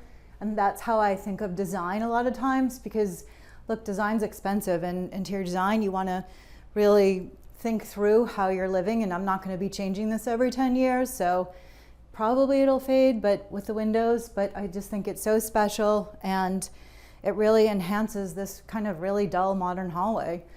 We have our great Vaughan light fixture, I love Vaughan, that just seems to fit really well. A campaign chest I found at Raphael, good old Raphael. This is an antique Persian carpet from one of my resources in the design center. I love Stephen King, really beautiful. So now I'm going to take you to the very end of the hallway to the master bedroom. We're going back to the original home. The second floor is original to the house, and I'm going to take you there next. And you're going to see the transition from this new floor to the old floor, and we're back to our 16-inch wood floorboards. So before we go into the bedroom, I think it's important to kind of see this space. When I bought the house, both of these doors went into this bedroom, and I had to make a decision, because when you get in the room, you'll see. I ended up closing this door in the hallway and had this become the main door into the room. But you can see the sloped floor. This is because of the chimney mast, the mast that we saw downstairs. This is all part of that chimney mast. And You can see the buckling of the floors. Not everyone would be okay with that, but we were. It's part of the charm of an old historic home. So now let's go into my bedroom. Tuck your head again. This is the original door. All original, and we painted. This room actually has a lean-to, which you probably can feel when you walk in. All the boards are slanted, and there's a lean-to towards Orange Street. I ended up deciding to make this a closet. So these are 2 closets with built-ins, because that could hide the lean-to issue, because there's actually 6 inches. If you see the baseboard, it's all crooked. So I made the top of the built-in all symmetrical, or as symmetrical as you can in an old house. You see a little bit of a sag. And then this is where we hid the 6 inch, because not everyone can notice this. So all the built-ins are here. And then this house is in the National Register, and I saw an old picture of it, and there was a canopy bed in the picture. So I just thought, I'm gonna put a canopy bed back in this room, but there's actually a window behind my bed, and I have a thing with symmetry. So I really wanted to be able to walk into the room and have this sort of symmetrical elevation. So we hid the window. We did these canopies with fine lines, my workroom in Boston, and we found this great trim with just really an inexpensive linen. And so we brought back the canopy into this room. Here you see, again, my woofers, my friend Erica, another one of my pups. Little artwork I got at Clay & Core. That's of the Venetian Benali, which I love. This is an old desk from my home store with the matching Biedermeier chair that we had downstairs. I actually thought when I was in design school I wanted to be a renderer. So I was a very much a follower of Jeremiah Goodman, who is a famous interior renderer in the interior design world. So I have 2 of those watercolors. This is of Carlos Dubesky's dining room. He was a very famous entertainer. And this is actually Rose Cummings, her New York City salon. So I think those are super special. And it's just a very simple bedroom. The beams in here, I didn't spend the money to take the original wood back, so I've left these painted. So the whole room is kind of painted one color because it's a bit of a muddle. You know, it's a small room. It has very low ceilings. So we just kept it sort of simple. In a lot of Nantucket homes, the rooms are adjoining and they don't have separate hallways. So what I decided to do is turn this into a bathroom. It was a small bedroom when we originally bought the house, as these are the 2 original parts of the 2nd floor of this home. And I got permission to add that window, which is brand new. HTC gave me permission. And this became my little master suite. So I have the master bathroom right off my bedroom. And again, we just tried to keep the same gray historic colors to keep it calm and not make this some crazy bathroom. And it's just really simple. My do-it-yourself shade. Great tassel when we were in Asia. Erica Scully gifted me this, one of her beautiful renderings that I love. She did this. She's the Nantucket Art Association artist. Shaker boxes that we collect. I love a good box collection. And my girlfriend Flair that downstairs did the needlepoint also did this for me for my birthday, which is very, very special. And this beautiful rug. It's another one of these Persian rugs that are just small, hard to find these kind of small rugs, but it kind of had the right colors and it worked. The vanity is just a very, very simple apothecary style vanity that I had custom made through Palmer Industry in Rhode Island. And then we just did a very simple honed stone top. I love waterworks fixtures. They're classical and elegant. And I had this one made with black handles just for a little something extra. Big, huge mirror. Just keep it serene. You know, I don't think bathrooms in Nantucket should be full of fancy marble. I just wanted it to be kind of quiet and simple, and apothecary definitely would work with an older home like this. And then of course baskets for overflow from waterworks. All shaker style, very simple, all painted and simple.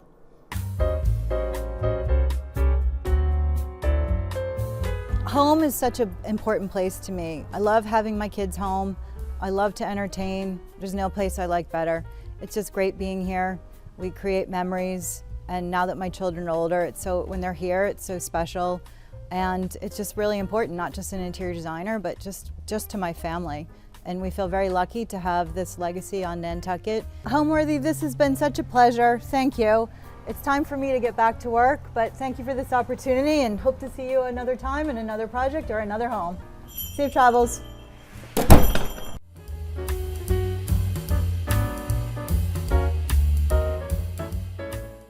On today's episode of Homeworthy, we're going to Dallas, Texas to take you on a tour of interior designer Javier Burkle's eclectic and cozy bungalow. He renovated the home in 2015 and restored all of the rooms to its original glory. The home is beautifully layered with textiles, patterns, and color, and is filled with treasures from trips abroad. Enjoy! You're watching Homeworthy, where we believe every home has a story. Like and subscribe for more. Hi, Homeworthy. I'm Javier. Welcome to my Dallas, Texas home. Coming in.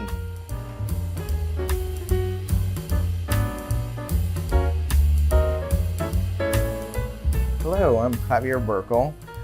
Welcome to my house here in Dallas, Texas. I'm an interior designer and I can't wait to show you my home. A little bit about my background. I grew up in Mexico City. I went to college here, and then I actually went to work for Neiman Marcus in their buying office. After that, I decided to transition back into a little bit more creative, which was through Ralph Lauren. I started working in their home department. I was there for a couple of years, and they were the ones that actually pushed me to start my own company and to kind of help them from an outside with visual and merchandising. So that was 6 years ago when I started my own company, and everything kind of just changed from there. So office is now based in the house, and I have a couple employees that help me with the projects that we're working on. So this home is a 1937 cottage bungalow. It's kind of like an English-inspired house that we wanted to bring back to its original style and aesthetics. So this house is actually completely different than when we bought it. We had to switch quite a bit of things and update a lot of it. One of the original things in the house is, of course, all the stone around it outside, and then the floors. Other than that, everything else has been updated and changed. So this is our living room. This is kind of the place where we welcome our friends to have a cocktail before we go to dinner. This is kind of like the cozy place where we're during the holidays, we have our Christmas tree, where we exchange gifts, where we have our fireplace on. This is actually maybe the third time we've remodeled this room. Second time we adopted a new puppy that destroyed our couches. So after that, I found this painting that kind of gave me the full inspiration for the room. I love the combination of the navy with the rust, with kind of like a little bit of a masculine look to it, adding a little bit of fun color. So that was kind of like the first piece that I picked for this rendition of the living room. I love that this is kind of like an easy conversation room. We want to make sure that everyone feels comfortable. There's stools that you can pull out if you want to just come and sit. The fireplace is original, and we wanted to keep a couple of things original to the house. We also raised the ceiling in this room in this last renovation, which made it feel a lot different than the 9-foot ceilings. So that was a huge change because I was obsessed with this light, and this light needed to make it home. So this is a Ralph Lauren chandelier, and I love the combination with the brass and the leather. Gives it kind of like a masculine but old school look to the room. Clearly working at Ralph Lauren kind of influenced a lot of my look. All that combination of like metals with leather with kind of like a European international look. Also kind of a little bit of American and masculine, kind of like influenced in every single room. I love it that feels lived. It doesn't need to feel like it's a gallery or like a show house. It's kind of like a lived room where you want to be comfortable. That's why I want my guests to feel. And also us, when we're just around and we're just by the fireplace or just reading, having a drink, it just needs to be lived and comfortable. So this is actually a pair of chests that I found from Scout Design. I told them that if they could find a place, this would be it. I love the storage, but I also love kind of like the combination of the stone with a little bit of a vintage wood. Again, since we kept kind of like the look of the house, I wanted to bring some of the vintage pieces that give it a little bit more original character.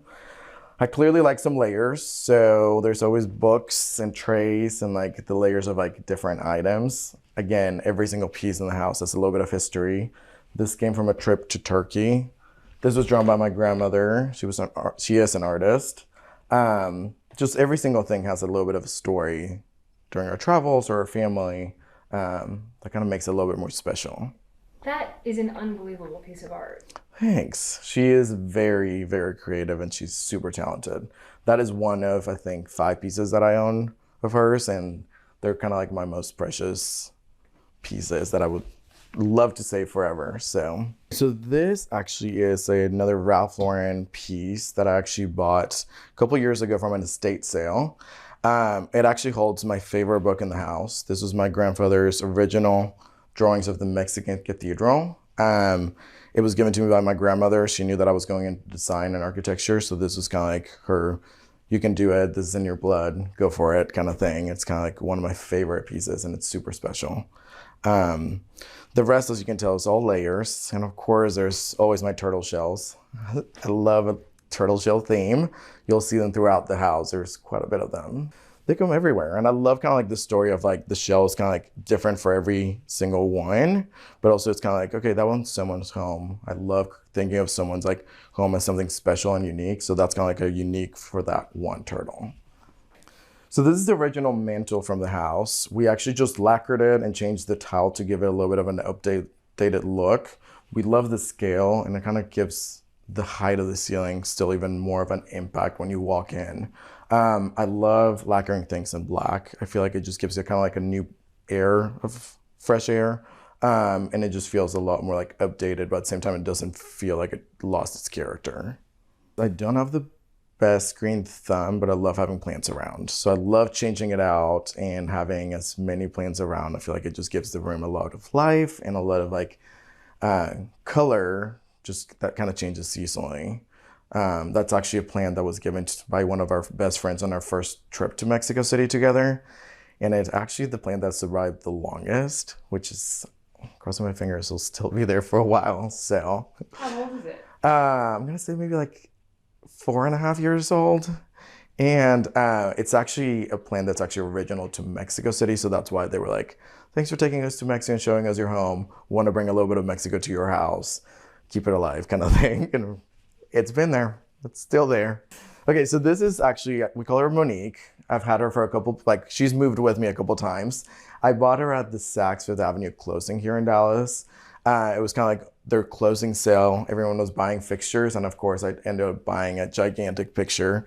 We call her Monique because that was actually my roommate at the time, and she kind of looked like her. So we kept saying to all of our guests that that was her. So she's moved with us. It's one of my favorite pieces. I love the scale.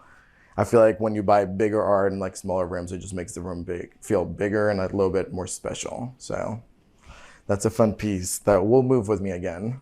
So we had been looking for a home in this neighborhood for a couple of years. We drove up and down these streets every weekend trying to figure out what the best house was gonna be.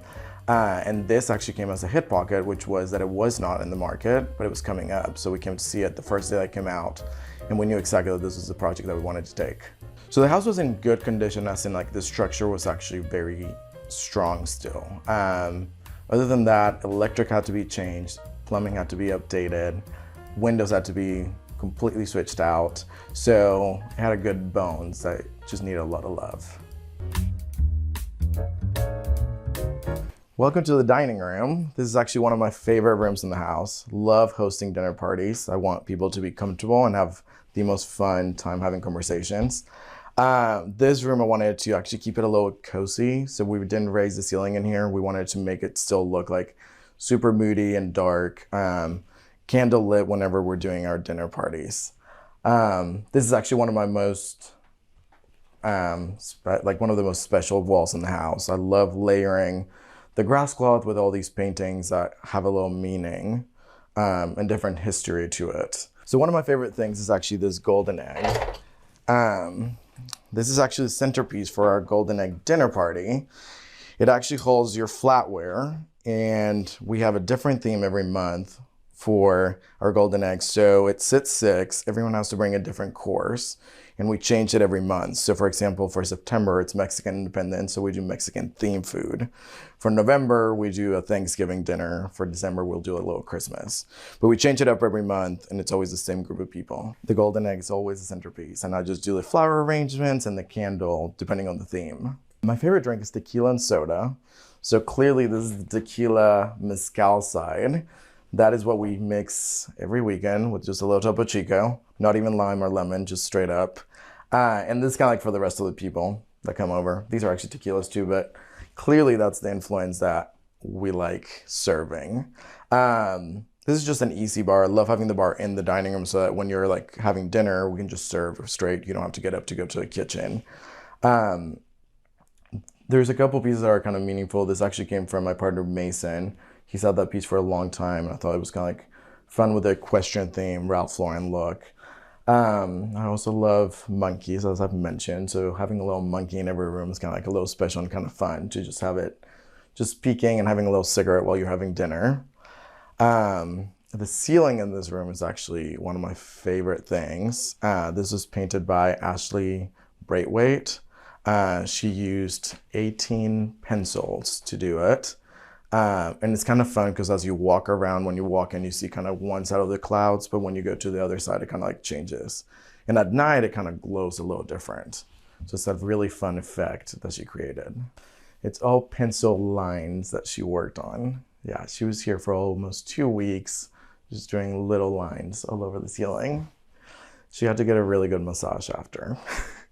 But it's a super fun effect. I feel like people, when you're sitting at the table, it's kind of fun to look up and just look at the clouds. My favorite thing about the room is that we could fit a round table. I love having a round table because it's just like so easy for conversation. When it's a long table, I feel like communication gets a little lost between the two sides. With this, it's just one single table, one single round. There's no head of the table or special seats other than the couch. The couch is definitely a little more comfortable than the seats, but still, it's still a round table, so everyone has the same opportunity to have a conversation. And you can hear each other. Anytime that I can do a round table at a project, that's what I like pushing for. I think dark colors on the wall is actually kind of like a lost myth that if it's dark, the room is going to feel smaller. Yes, it's going to make it moodier, but it's not going to make it feel the size different. It's actually all about the lighting. So even painting your walls or doing a black grass cloth like this room, like it actually makes it even kind of go a little bit deeper out. And it's just kind of like the art kind of floating, which makes it even bigger. It's all about the lighting and like, of course, the look that you're wanting to go for. For this room, I would definitely wanted to create it a little bit moodier and darker and like where you feel a little bit more comfortable. That is actually a painting of the French Revolution. My grandmother's French. So when I found this at an antique shop, I was like, I need to take that and that should go somewhere else special. It actually hung in my powder bathroom in my last place for the longest time, and people had the longest conversations about like the nicest piece in my house being in the powder bath. And now, of course, it's in the dining room. It's kind of like everyone's having a dinner at this place. It's kind of connection with the dining area. It was just kind of fun to kind of bring some of the French inspiration from like a family, style, heirloom kind of thing. So. And it's right next to the lobster. Right next to the French lobster. Which is, I found that at Round Top last year. One of my best friends and I went together and he was obsessed with the lobster and I was like, I'm just gonna buy it because I don't know, it's just fun. But it actually fit perfect in the dining room. I was like, perfect, kind of like dinner theme. So, and it's a fun pop of color that I was not expecting it was gonna work in this room. Those pieces of art are always like, some people wanted to design a room around their piece of art. Some people kind of like are the opposite, like design a room and then the art will find its place. This is kind of like one of those that it was like the last piece that found its little corner and kind of added a little color. Another one of my favorite collections is these spies. They were actually a gift from a client. They're the Vanity Fair spies. Each one is a different gentleman and it actually has the history in the back of what they did or what their profession was. There's a lot of different versions of them. These were actually a gift and they're one of my favorite pieces. I love that each one is kind of looking a different way. It kind of creates a little bit of a different mood and like they're either staring at you at the table or they're like talking about you kind of like behind your back kind of thing. So those are kind of fun pieces. I love doing the sofa in the dining room. I feel like it's kind of like a special place, but also I kind of wanted to add a different fabric and a different shape, that it didn't just feel like a collection of chairs. I kind of like adding that extra like feeling and like color, just to make it a little bit different and not just like a, you bought the set, you know, has this 8 chairs and that's all matching. I call myself a collected maximalist. So we love layers. We love having a lot of items that have stories. We love traveling. So every time that we go somewhere new, we try to bring something that kind of reminds us of our trips. We also love combining our home heirlooms. So every single piece that has something from our family that means something, we put it out just to like kind of remind us of where we come from. Okay, so this is the kitchen. This is one of the biggest transformations in the house. This was actually done a couple years after we moved in because I just wanted to understand what the layout and the functionality of the kitchen needed to be.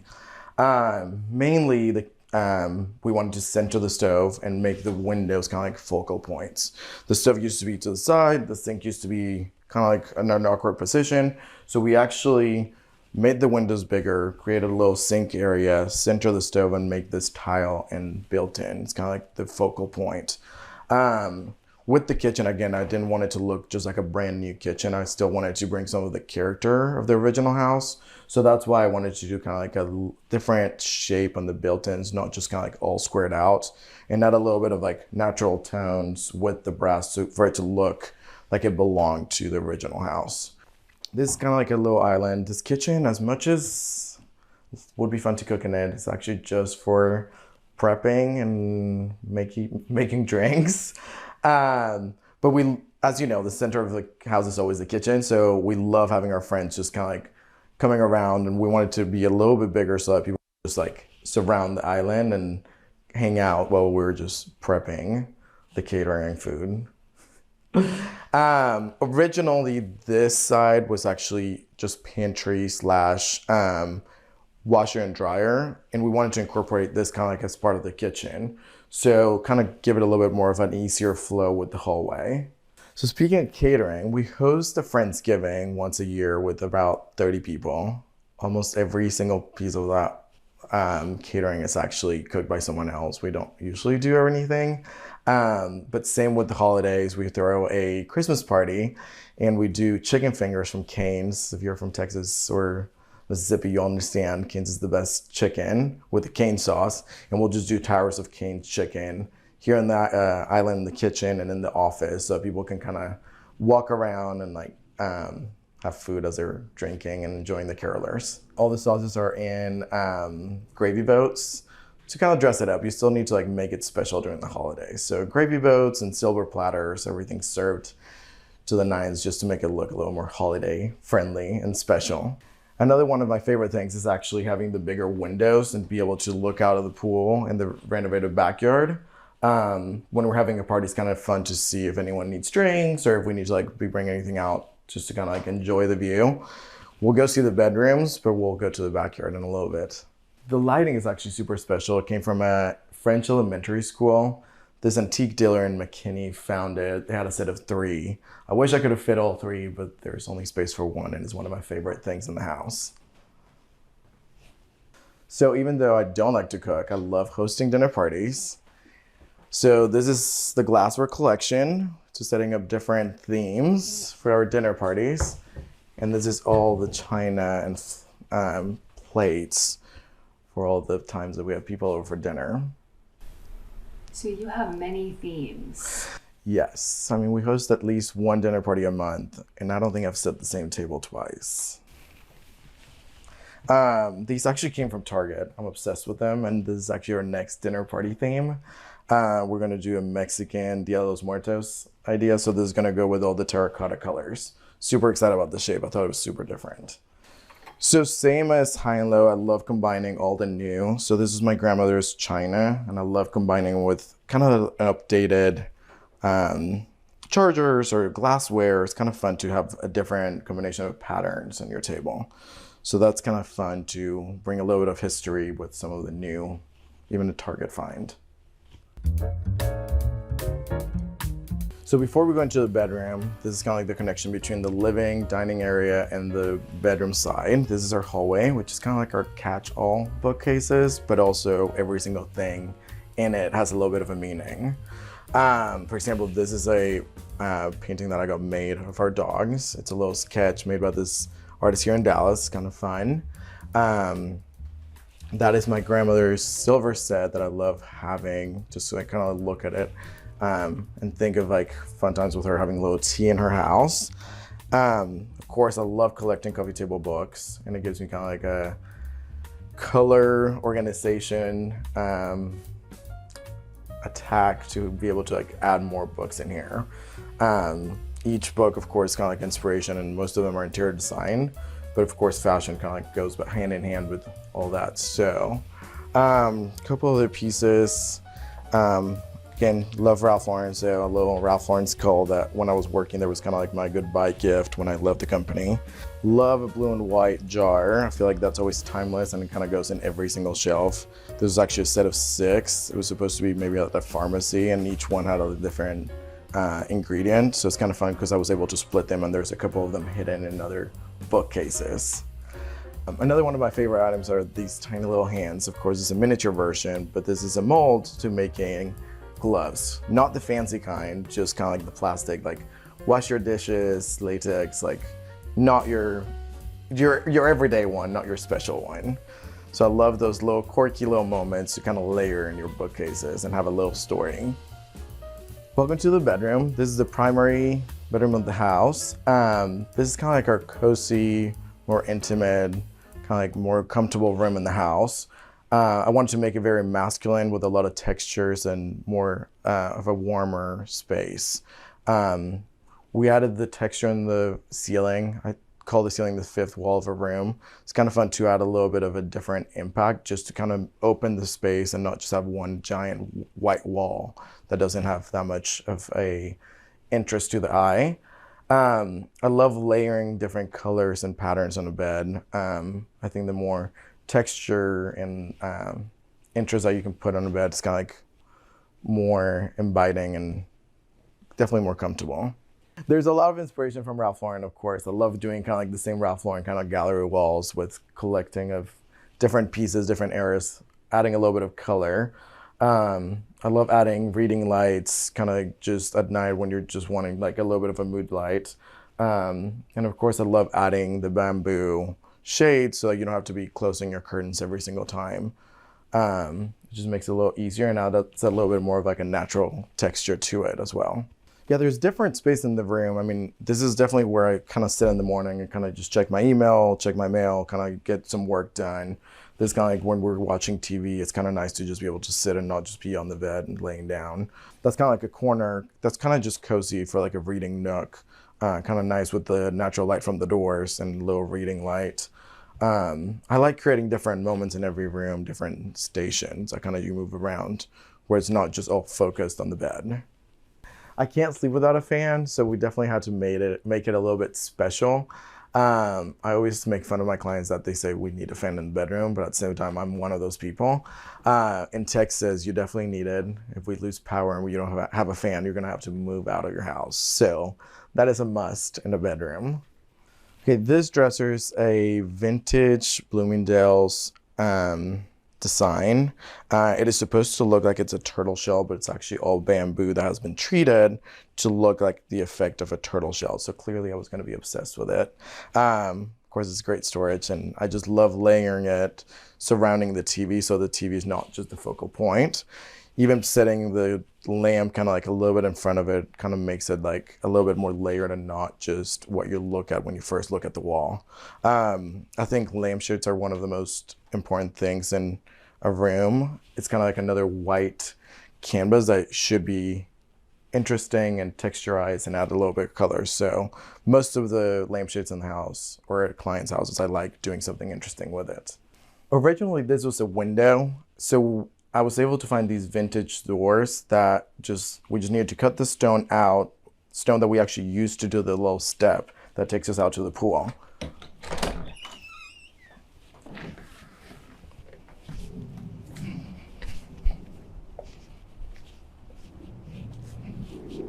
Welcome to the backyard.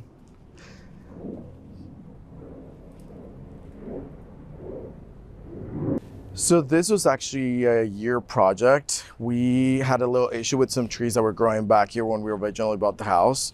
That was the original driveway to the garage, and that back area was kind of like just the mist area. So we had to take all these trees out, clean it all up, and that's when we decided that we need to do different areas in the backyard. So this is off of the primary, which is kind of like where we lay in the morning and kind of like check our mail, kind of like have a little bit of a get the day started moment. And this is actually our entertaining area. We love having people over to the pool and then grilling and like just enjoying the fireplace. It's not a huge size, but it's kind of fun because this is what we call our drinking pool. It has a bench all around. So we're not going to be doing laps. We're actually just going to be relaxing and sitting around. So the inspiration for the backyard area is actually bringing a little bit of my Mexican heritage. I love kind of like how all the properties in Mexico and the haciendas have like the big stone walls, but also it kind of creates like a living area. It's not just like a backyard for certain activities. We actually want to create like a full living space where you can have pretty much your entire life out here. So there's like your dining and you're sitting and like you're hanging out. There's not just specific activities that you come and do out. It's kind of like year round, sit by the fire or like have a dinner party. So that was kind of like the main inspiration. I love also the idea of like the black and white to kind of keep it consistent with the house. So we love the idea of like painting all the stone white to make it a little bit cleaner and just making the pop of black and like the built-in pergola and some of the furniture. So the space when we first bought the house is actually just grass, pretty much in this area where the pool is. Everything else was pretty bad looking, not very healthy trees that we actually had to take care of. And at some points they were actually not able to survive. So we decided to take everything down and just make it a little bit more open and more of like a clean space. Now let me show you one of my favorite things. When we built the pool, I always said that I wanted to have an outdoor shower. So we were able to add it to this side of the house, kind of giving us a little bit of a privacy and a little bit of an oasis back here. Actually, I come here a lot, way more than my regular shower. So it's kind of nice to have the option. With the Texas heat, it's kind of nice also after the pool to come and take a cold shower after you've been in the pool and like just go to dinner right after. So it's kind of nice to have the option, and it's an outdoor shower. Just being outside is kind of like the nicest thing to have. So this was actually a gift from one of our best friends. They came from New Mexico. They're just dried chilies. It's super fun because like as the summers change, like as the weather keeps changing, the chilies keep changing colors. I don't know if at some point we might use it to make some salsa or something, but they're kind of a fun little texture addition to just hang in the shower.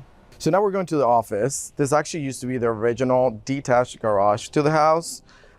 So we decided to finish it out and have a working space / presentation room to have our clients in. So again, this is another room that we decided to raise the ceiling to make it a little more spacious, add a little window, add a lot of glass doors, and we had a little bathroom in this room as well. I know, this space we actually wanted to make it a little bit more neutral, a little bit less moody and dark, just to feel a little bit more welcoming and a little bit more of a creative space. It's easier for us to have a presentation without having all these distractions of like moody, and like it's easier to see the colors and like see all the textures that we're showing our clients. So this is kind of like where we do a lot of presentations. This is our communal desk, so it's kind of like a creative space where we all kind of like come up with ideas and concepts for our projects. I feel like I've been able to combine my Mexican heritage with my American education in creating a very collected and like, I would say maybe like a little international look, which kind of helps differentiate and kind of like create a little bit of a Mexican spice to my aesthetics. My favorite thing about this home, it's kind of hard to pick just one, but I kind of love that it has some history and that we were able to restore it to its original like value, and like everything is kind of like looks new, but nothing changed to what it actually looked almost 100 years ago. I love the little spaces. I love having different rooms for different occasions. I don't mind an open concept home, but I love being able to host people in different parts of the house with different feelings. So if we're in this room, it's kind of fun to have a drink and make it cozy and have the fire on.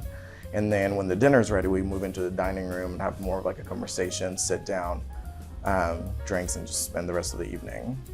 So that's kind of special about the home. This is the primary bathroom. This is the room that we spent quite a bit of time in the morning. And we had this mural made by one of our local friends, artist. Her name is Ashley Braithwaite. She spent 5 weeks here working on all the details. And I love that she hid kind of a couple little things throughout the walls. For example, this is my favorite tequila. She put on my little bench on my side. She did like a little squirrel. And then on this side, this is my initial and my partner's initials on the tree. This is my family crest. So it's kind of fun that as we kind of like lived in it, we found a lot of other different like things that she hid in there, which is kind of really fun. Something that I love doing is turning pieces of furniture into vanities, so they already have a little bit of character and it doesn't look just like a built-in. These are actually pieces that I found a couple years ago that I transformed into vanities. The only thing that you need to do is kind of like rework the drawers to make sure that all the plumbing works with your sinks and faucets. Again, I wanted to go back to the original look of the house, so that's why we decided to do the 2 faucets, one cold, one hot, instead of like doing just like the traditional 2 sides. Going to this side, the original shower, tub, water closet area was completely different. So I decided to open it all up and create just one wet area. So we have his and his showers with the tub in the middle. It used to be a shower, a tub, and then the water closet on this side. So we just wanted to create just one big area, kind of like make it a little bit more interesting and a little bit more spacious and symmetric with the rest of the bathroom. It's actually pretty nice. It's kind of nice also that you don't have to rush someone to be able to get into the shower. You can take your time and, you know, do your own schedule in the morning. Welcome to the closet. This used to be my office, but since I needed a little bit more storage, we had to move the office to the garage and move my closet in here. I think a dressing room is one of the most important rooms in the house. I feel like that's where you get inspired to like what you're gonna look like for the day. Like, and one of my favorite things is changing my shoes. Clearly I have a little bit of a problem with smoking slippers. I have a collection of smoking slippers and Sabas, which are some of the most comfortable shoes. And I love that that's kind of like the focal point whenever I need to get dressed. Some of my favorite things in this room are actually the lights. Those are Timothy Alton. I love the theme of like a top hat for like a closet. It actually kind of gives you good light, but also it's kind of like a fun conversation and little work of art sculpture looking. I love doing everything by color and kind of like changing it by season. So we did all the hanging and all the sweaters just on top. It's a very organized mess. I know where everything is, although it looks like there's a lot going on in here. So I'm clearly a collector and I love a little maximalist. So this is the collection of ties. I barely wear a tie. It's only if it's necessary. And there's a little moment where it's just like some of my most special intimate pieces. That is a Birkin bag that my mom used to carry. She didn't like it and it was a little bit too heavy for her. So she gave it to me so I could frame it and keep it in my closet. This is actually one of my other favorite pieces. This actually came from the original Neiman Marcus downtown. And I feel like it's super special. It was in the dressing room in one of the biggest stores in the country, and I was able to get one of the pieces here. These are my favorite stubs. I feel like it kind of talks about like my everyday today. They're like paint splattered, which is exactly how I feel every single day after work. I feel like when I wear them, I feel like I'm already like ready to go for the day and get to the projects and get the paint going. Welcome to the den. This is where we watch our TV and hang out on like Sunday afternoons. This room actually was all inspired by the painting hanging by the window. That's actually my grandmother's self-portrait. That was one of her tests when she was graduating from art school. So when she gifted me that, I kind of wanted to create a room around those colors, and that's why this room turned out to be navy and like browns. This is just kind of like a cozy room that we love just to hang out. Again, I love adding a little detail on the ceiling just to make it a little more interesting. This is a wallpaper that looks like fabric, but it gives you that linen denim look. So something that I love doing is actually finding vintage pieces, either in the art or in pieces of furniture. That side table, for example, came from my estate sale a couple blocks away, and it's one of my favorite pieces. This dresser came from Round Top a couple years ago, and I paid I think $200, and it just gives it so much character, and it feels like it kind of brings everything together. Same with the art. There's several pieces that is just kind of like the fun story of where I found it, either at a vintage shop or at a estate sale. It's kind of fun to layer those pieces with some of the new things that you find, just to create that balance. What does the word home mean to you? That's your safe place. That's where you keep your most valuable things, of course, and where you should be like the most comfortable. And also it's kind of like the place that you welcome people to get to know you a little better. This is kind of like your most intimate place that you open up to other people.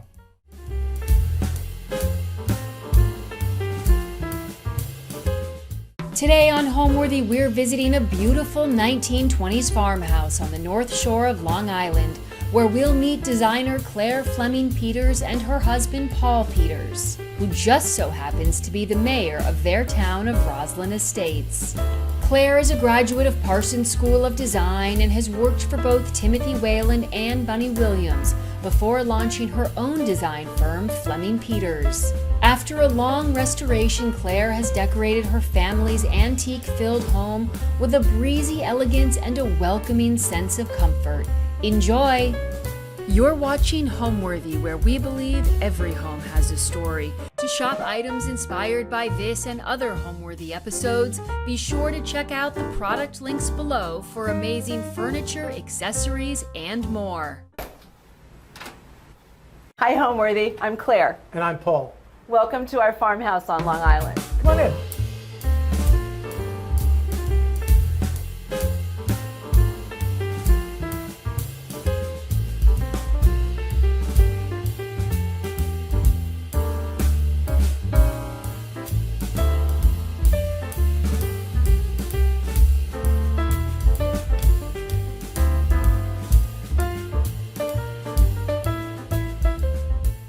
Hi, I'm Claire Fleming Peters.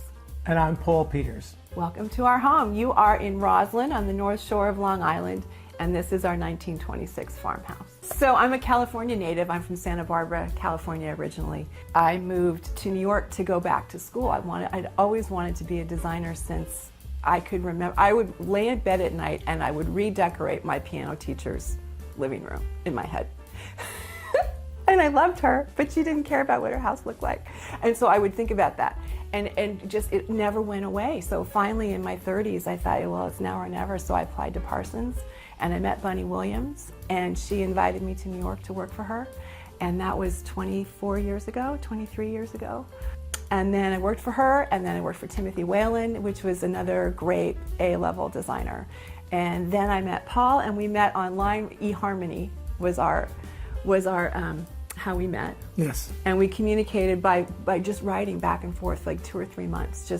And I loved that he was funny and he knew how to spell. A lot of people important. don't. Spelling is like important. My name was spelled right immediately. And then we got married a couple of years later. And then we made a blended family, and then we made this home. So it's a labor of love for us. Our son Jamie used to say that if anybody asks how we met, Claire should say that we were both skydiving and her chute didn't open and That's I right. saved her. That's right. But we didn't. We met But on we've never eHarmony. floated that No, story for real. Nobody ever believed it anyway. This is a 1926 farmhouse. We both have strong design aesthetics. We both can draw.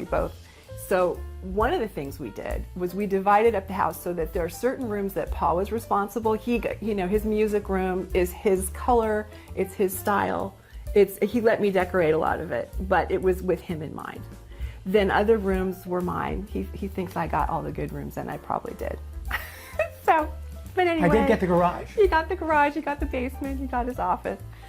But yeah, I think that's probably true in a lot of couples. But so I was in charge of rugs, textiles, color, concept, and then he so kindly, I'll show you on our tour, but there's some really special pieces that he bought me for milestone birthdays. And so that was sort of, I designed around pieces and colors that I love. And I think we ended up with, I don't know, kind of a Northern European farmhouse, if I had to assign anything to it. But it developed piece by piece by piece. But for me, the underlying thing was peace and like an exquisite comfort. So there's down everywhere.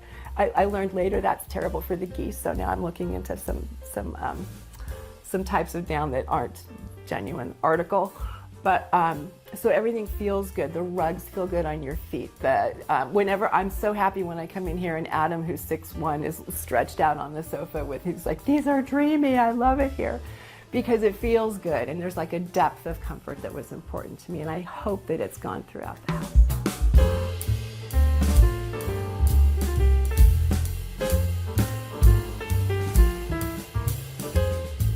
So, welcome to our foyer. This is the beginning of the story of the farmhouse, and the initial idea was to feel as though the outside gardens came in and swept through and went out the back door. That was the idea. But to soften it, we added an antique Ushak rug, and this clock is Dutch. I'm sort of a sucker for Northern European antiques. You're going to see a few more of them as we go through the house. So I really particularly love this. It's been scraped down. It's not the original color, but I like it better that way. It's Dutch, if I didn't say that, from the 1860s. Then something else I really have invested in from the beginning is professional photography with our family. And this is Paul and me with our beautiful mare, Smooth as Brandy. And we used it for one of our Christmas cards, and I wanted it to look like it was snow, but we didn't have snow, so the photographer made it look as light as possible to give the impression of snow. In terms of like an overall design concept, I wanted it light and I wanted it to feel like nature. So a Pharaoh and Ball is my go-to for color. So these walls are ammonite, so it's sort of all like a play on, and I'm from California, right? So there's an English country, Northern European farmhouse feel, but also with California, hopefully, freshness and colors of the sea and the sky and the sand. These flowers are from our garden. And I did them this morning because I couldn't find the branches that I wanted for this. So I just went out, and a dear friend of mine always said, go and see what's blooming, it automatically goes together. So that's what I did. This table is from John Darien, which is one of my favorite shops down on 2nd and 2nd in New York City. And these are some of my favorite design books. David Adler is one of my heroes in country houses, and that's what this is all about. And my mentor, Timothy, I had two, Timothy Whalen and Bunny Williams, and this was one of Tim's favorite, and he even did a house by David Adler in the Midwest, so it kind of always reminds me of him. And Bunny always taught me, for example, flowers from the garden, not from a florist. Every time she gave a party, there was always a place to sit. There was always the same caterer that you knew by name. So she cared very much about beauty, but she also made sure that every chair had a table, a drinks table, and a light, and I hope that you'll see her influence as you move through the house.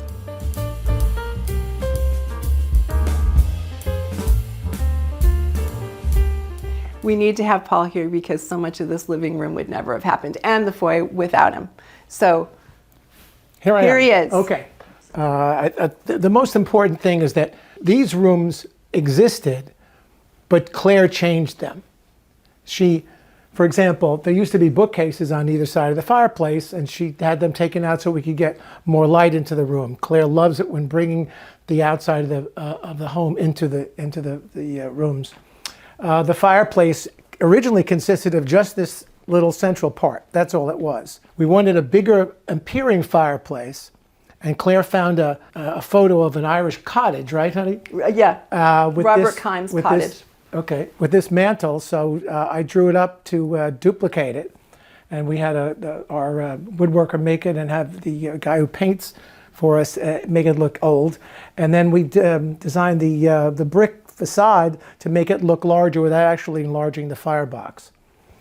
The cane is a tribute to a movie called The Miracle on 34th Street, about a man who claimed to be Kris Kringle. The final shot, the final scene was filmed nearby, about 3 or 4 miles from here, at a house in Salem in Port Washington. Still there. And at the end, little Natalie Wood, who played the daughter, and Maureen O'Sullivan and John Payne, the two grown-ups in the scene, they thought they had done this wonderful thing in finding this home for her, and then there was Kris Kringle's cane by the fireplace. So that's why that cane is there. That's exactly the same wooden cane, exactly like the one he used. So even though I'm a trained designer and I've been 20 years in the industry and a graduate of Parsons, when it's your own house, I felt my way through it. I did know that I wanted it to feel deeply comfortable, and relaxed and also elegant. And I had some beautiful antiques to start with. One of them is this Swedish secretary. It's a Gustavian secretary that I bought in Bridgehampton from Lauren Copen Antiques. So this was a milestone birthday gift from Paul. And our little niece Sasha, there's lots of drawers and things inside, and she has all of her very special treasures in those little drawers. So then I fell in love with this rug. And it's my favorite rug guy in the world, Josh from Rug and Killam, who I used to always present his rugs to clients, and they may or may not have understood the lightness and the whimsy and the Moroccan feel, but I always wanted. So as soon as I had a chance, he came in, and this is one of his rugs, and I fell madly in love with it. So that became the color palette. And I thought, can I have all these blues or not? But you can. So this is Skylight from Farrow and Ball. And then this is his rug. And then this is another kind of prize piece. This is an 18th century bench, Swedish, from Leaf Antiques in Los Angeles, that we bought sight unseen and had it sent here. And when it arrived and I unwrapped it with the plastic, I was dying. It was so exactly what we wanted because it's under the window. It doesn't interfere with the light, once again. It provides extra seating and a seating group. So we have English chair. This is from Howe Antiques in London, is one of my other favorite places. My sister-in-law and I went to their warehouse sale in Battersea, London, and so Christopher Howe and I worked on this together. This is antique linen. And then we have another seating group on this side, which is 2 Regency sofas that Paul drew for me so that we could have a matching pair. So this chest I wanted it to feel obviously like a farmhouse because that's what it is. And this chest I thought was really beautiful, and I found it on First Dibs. It's an Amish chest from Pennsylvania. Again, from I think 19th century, 1840s, something like that.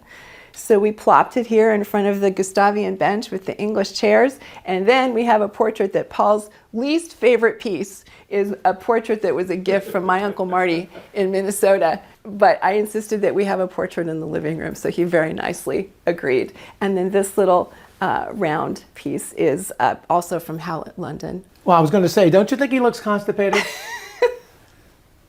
What a sourpuss. God. Claire, why do you love it? My scheme is black and pale blue and gold in this room. That's enough for me. And it's a family piece, and it's an oil portrait. From and Uncle I didn't Marty. have to buy it, so all I had to do was frame it. And it's from Uncle Marty. Yeah. Claire's Uncle Marty, Yeah. who was a very famous priest in Minnesota, when he passed, he had already arranged that everyone in his family, which was quite a few people, 38 nieces and nephews and spouses. they got to pick one piece. So I picked that, which is a pen and ink drawing of his original carriage house. He lived there. Amazing. And Claire picked that. I don't know what we're saying. Claire mentioned whimsy before.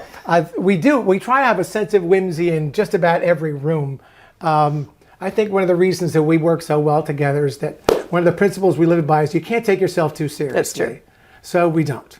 We don't. We try. We try. That's right. We're a horse family. So Paul's side of the family, they were into racing still. His sister still is, and one horse won the Kentucky Derby. So amazing. My side is more family horses in the backyard riding, through the woods bareback. That's my story. So this was a Christmas gift from Paul's cousin John, Sasha, who's going to have that someday. That's her dad. And I thought it was just a perfect gift. So it's horseshoes. And they're coasters, and we use them all the time.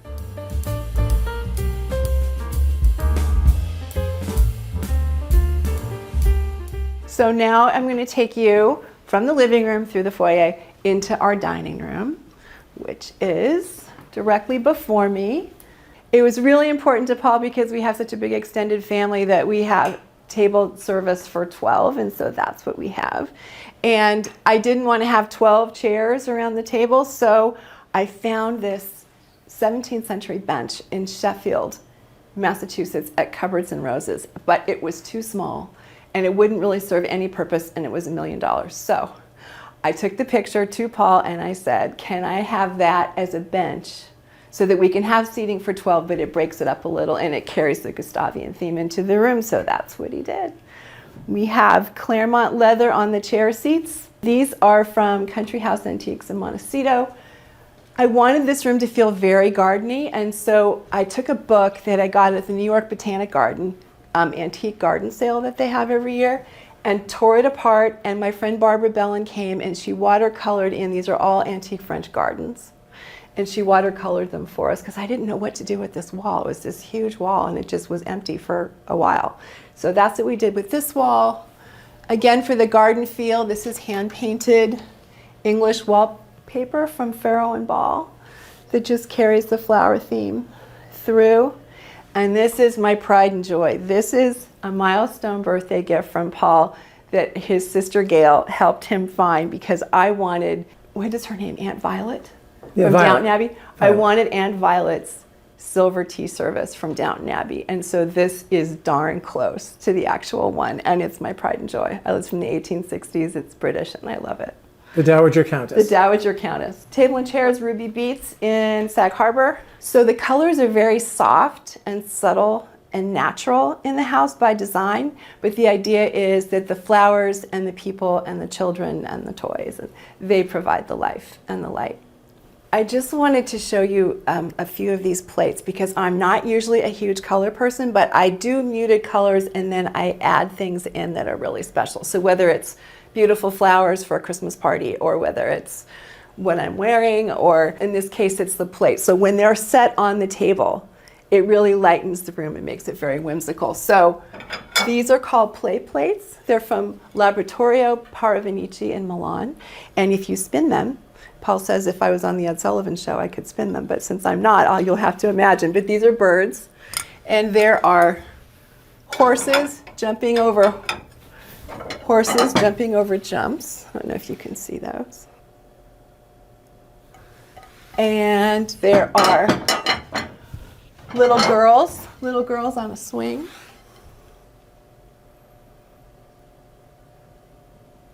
So they're very lively and playful.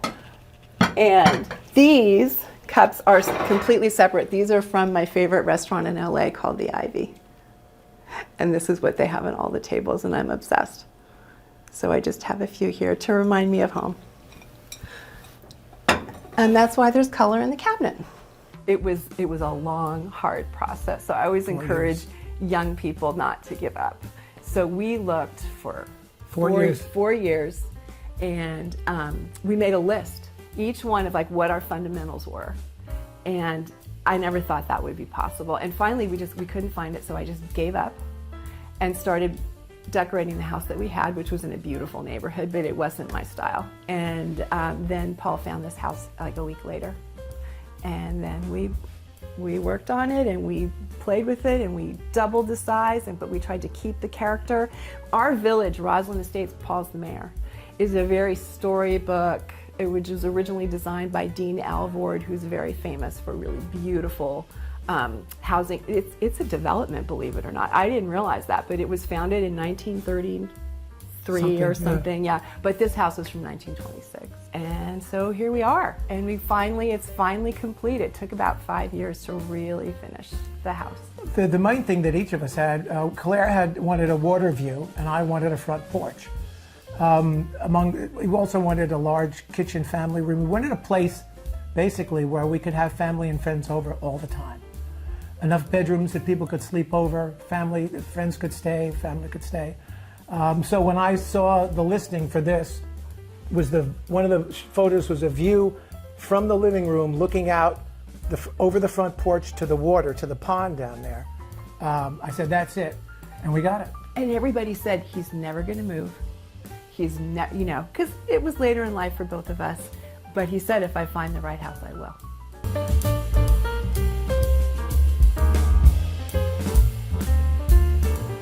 And now we're in the kitchen, and really every detail designed by Paul. He took I wanted a stable barn feel. We've talked about horses.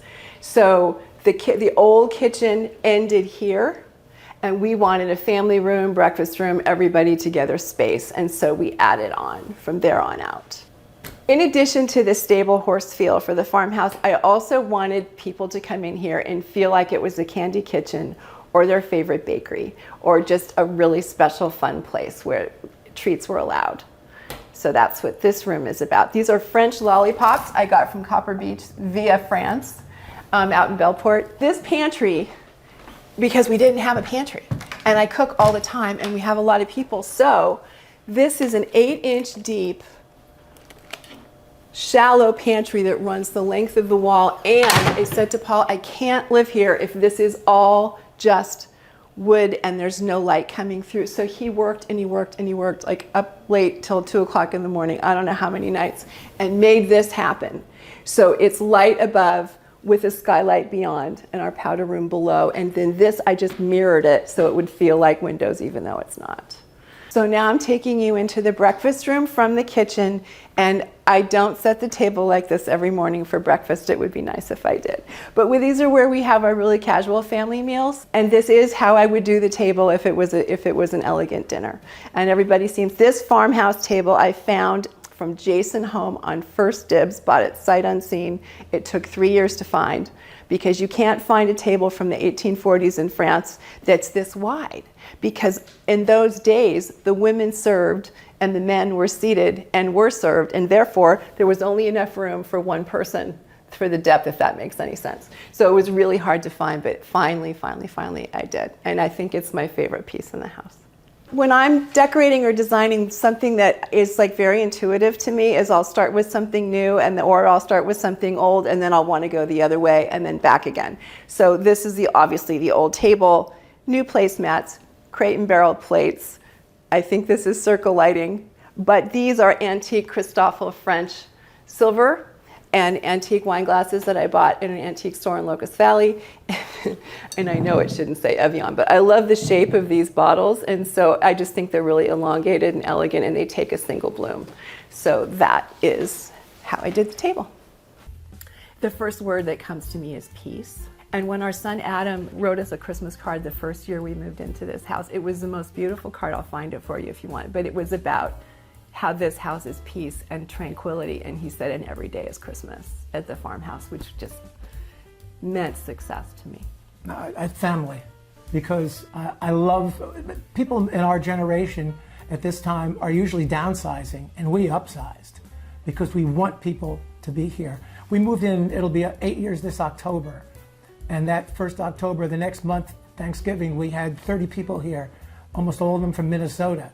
And there were 10 kids running around.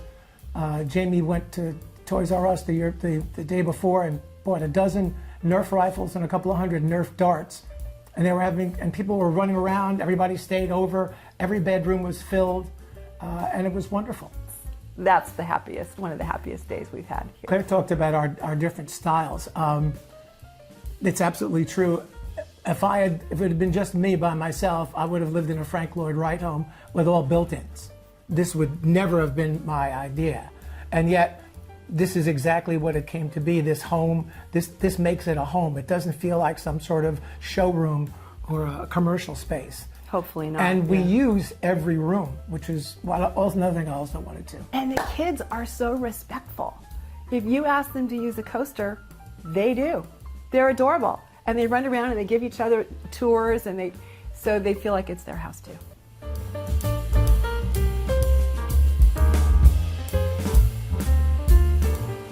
So if you remember from earlier, we said that we divided up the house because we both have strong opinions, and so one of Paul's rooms is the family room, and that's where you're going next. And one of the pride and joys he's going to tell you about is his father's Eames chair. Okay. One of our goals in building this house was, and enlarging it, was bringing the family room close to the kitchen, which is where we spend most of the time.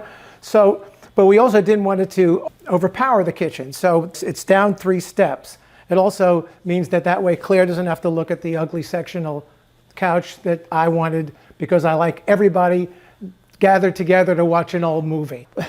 We have this big sectional couch with 2 recliners, one on each end, where we can all gather together, watch movies and laugh and stuff like that. One of the features is this terrible old Eames chair, which is must be about 60 years old now. It was my dad's. He went through a whole bunch of chairs trying to find something to be comfortable in, and he never was. So he tried this for a few months, hated it, and gave it to me. I had it with me in college. My roommate, Max, and I, my best friend, we would share times listening to it. Whoever got back to the room first determined whether it was the Beatles or opera, which would be Max. It's taped, it's worn, but it's still comfortable. One of the great features of the family room is this display on the wall, which is actually a piece of a church wall from the 1800s. It lists, it's just a portion of it. It lists some of the contributors to the church. If you look at the dates, 1812, 1854, 1855, Claire and my sister Gail were in London at this warehouse sale. What was the name of the dealer, honey? How London. How London. So she found this. It was just sort of on the side there. And she called me about it. And so I'm standing on the couch here, measuring the whole thing with a tape measure to see if it's going to fit. And it turned out it fit perfectly. So we brought it back, and one of our friends, the carpenter, put a big wood cleat on the back of the wall, and then on the back of the piece, which was already framed. That's exactly the way it was at the Howe warehouse, and it was shipped in the container with all the other stuff all the other treasures that they found together. I'm a model train fanatic, and I have a large collection of post-war Lionel trains. And one of the deals we had when making this our home was that the boxes that showed up on a regular basis would not be accumulating anywhere in the house. So we built a museum downstairs to display the model trains, the Lionel trains. And I'm going to take you down there now. There we go.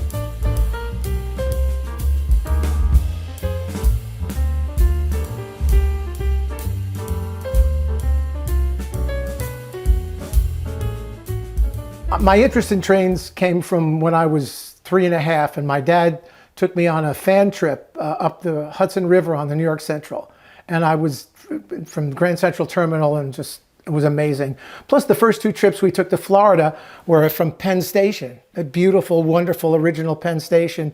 And it was a 25-hour ride, and I think I spent the whole time at the window looking at the tracks on the parallel track and the countryside rushing by and the sounds of the bells as we go through a grade crossing. And then when I was 4 years old, for Christmas, my dad got me my first Lionel train set, and it grew from there. He would set it up every Christmas in the apartment in Queens.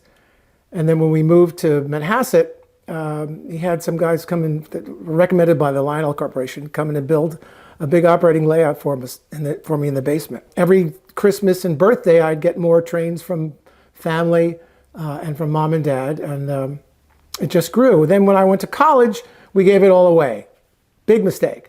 It disappeared, never showed up where it was supposed to be. But I had made a list for my dad of everything that we had so he could get a tax deduction on the donation. So I had that list, and I said, I'm going to get everything on this list. A few years later, I tried to decide I was going to get everything I originally had on the list. And then I decided after that I was just going to get everything.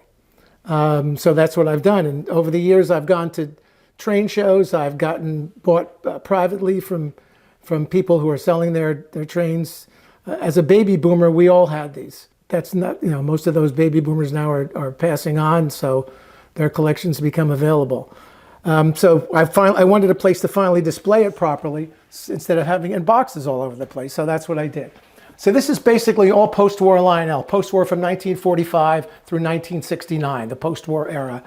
And they're arranged by category. These are gondolas over here, boxcars over here. It may look like there's 20 of the same piece, but they're all slightly different variations. Lionel is a toy company, and their production methods, sometimes they changed over the course of a year or two when they were making additional runs. So as a collector, those kinds of variations, like the variations in color, rivet detail, and stuff like that, are important to us. And I wanted a way, as I said, to display them properly, that people could see them easily, and I could see them easily without having to continually dust them. So I designed these cabinets, and our cabinet maker manufactured them. He thought he says, you can't possibly fill all these cabinets, can you? Well, I did. Right now we're under the garage. Like I said, they're arranged by category. Here we have cabooses and more box cars, passenger cars.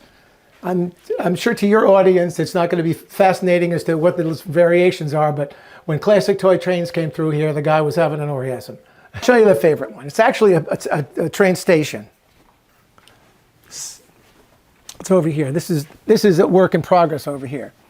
This station right here.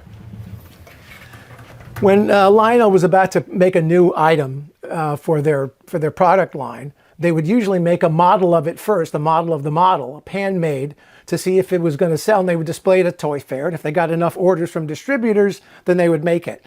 Well, this is a wooden model of this plastic station that was in the Lionel line for a long time, starting in 1949. When they first built their new showroom layout in 1949, this plastic one wasn't ready. So they put the wooden mock-up on the layout. And this is that wooden mock-up. This is essentially priceless. If you can see the variation, you can see that the handmade one had the chimney on the end, whereas the production model had the chimney on the side. So this piece is it right, that's right there. And this is the photograph from the 1949 display layout in their headquarters. So that's what makes this one special. This is probably my favorite one, favorite piece.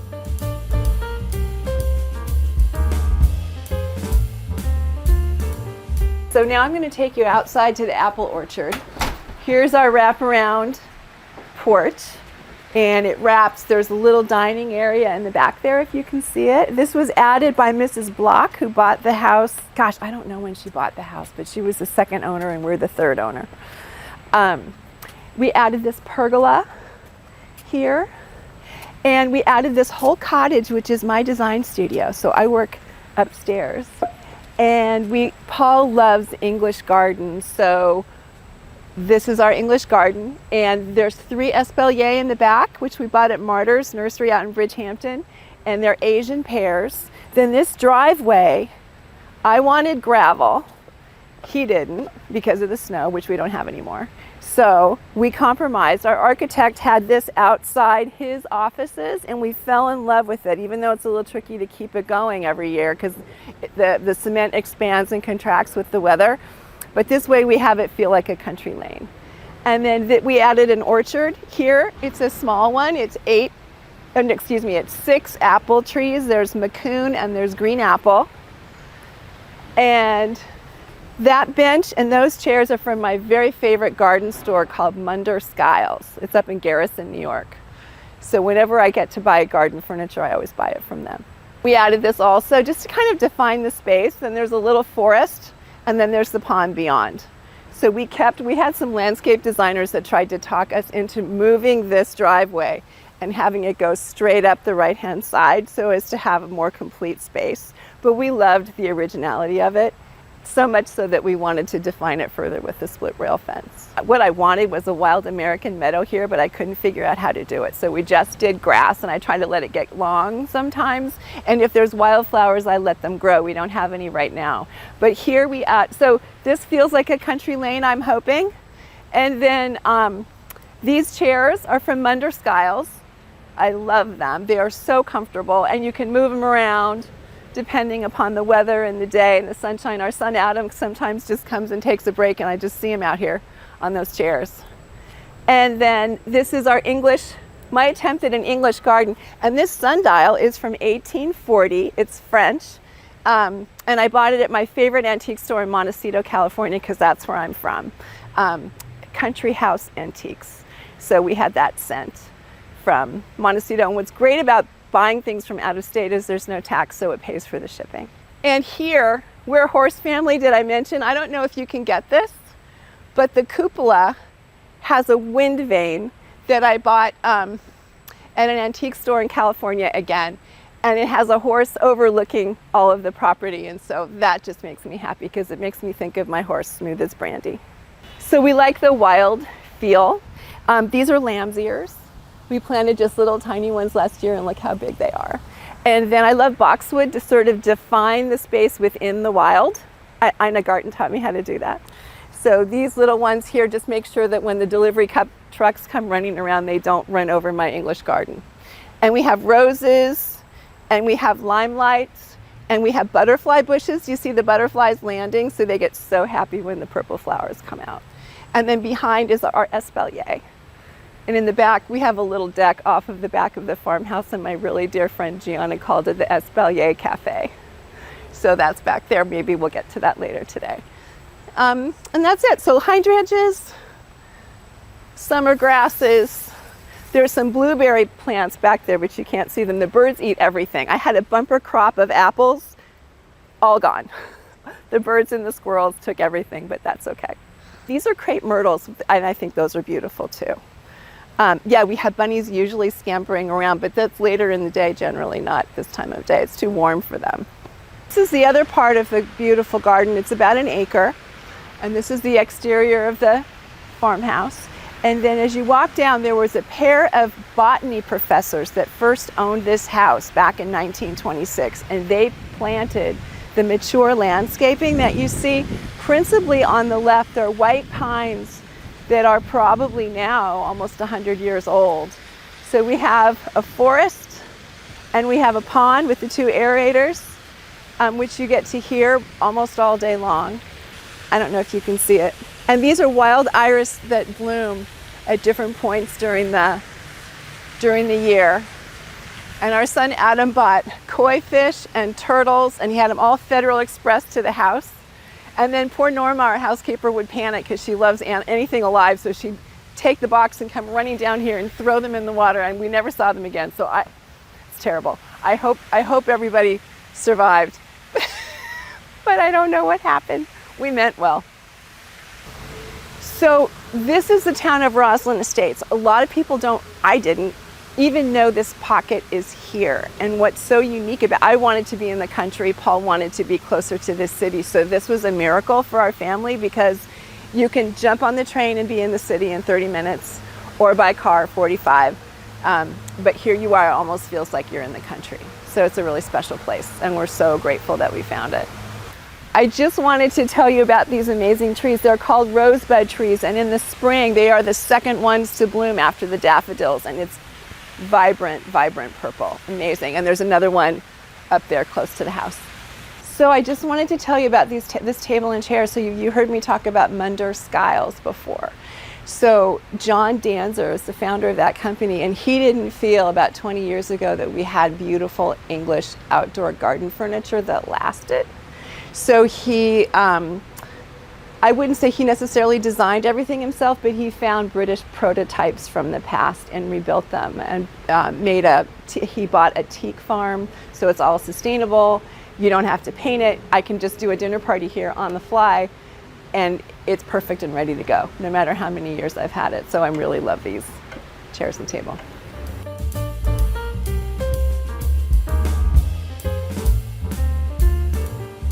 Okay, so now I'm going to take you upstairs.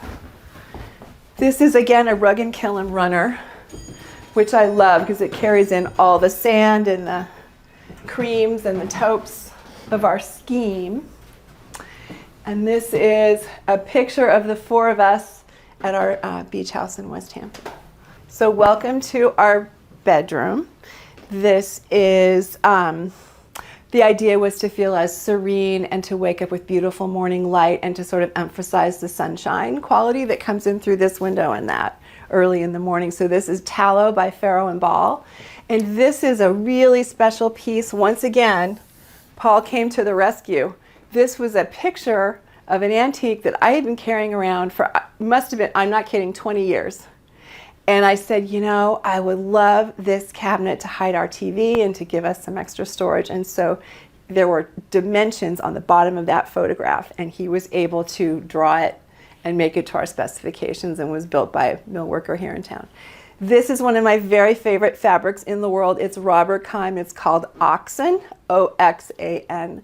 And I just absolutely love it. But we always laugh because we can't agree on the headboard. So here I am, a designer, and Paul, an engineer, and we have, I think the little boy was 9 years old. That's his headboard. And we like it for functional reasons, so until we can come up with something better, that's what we have.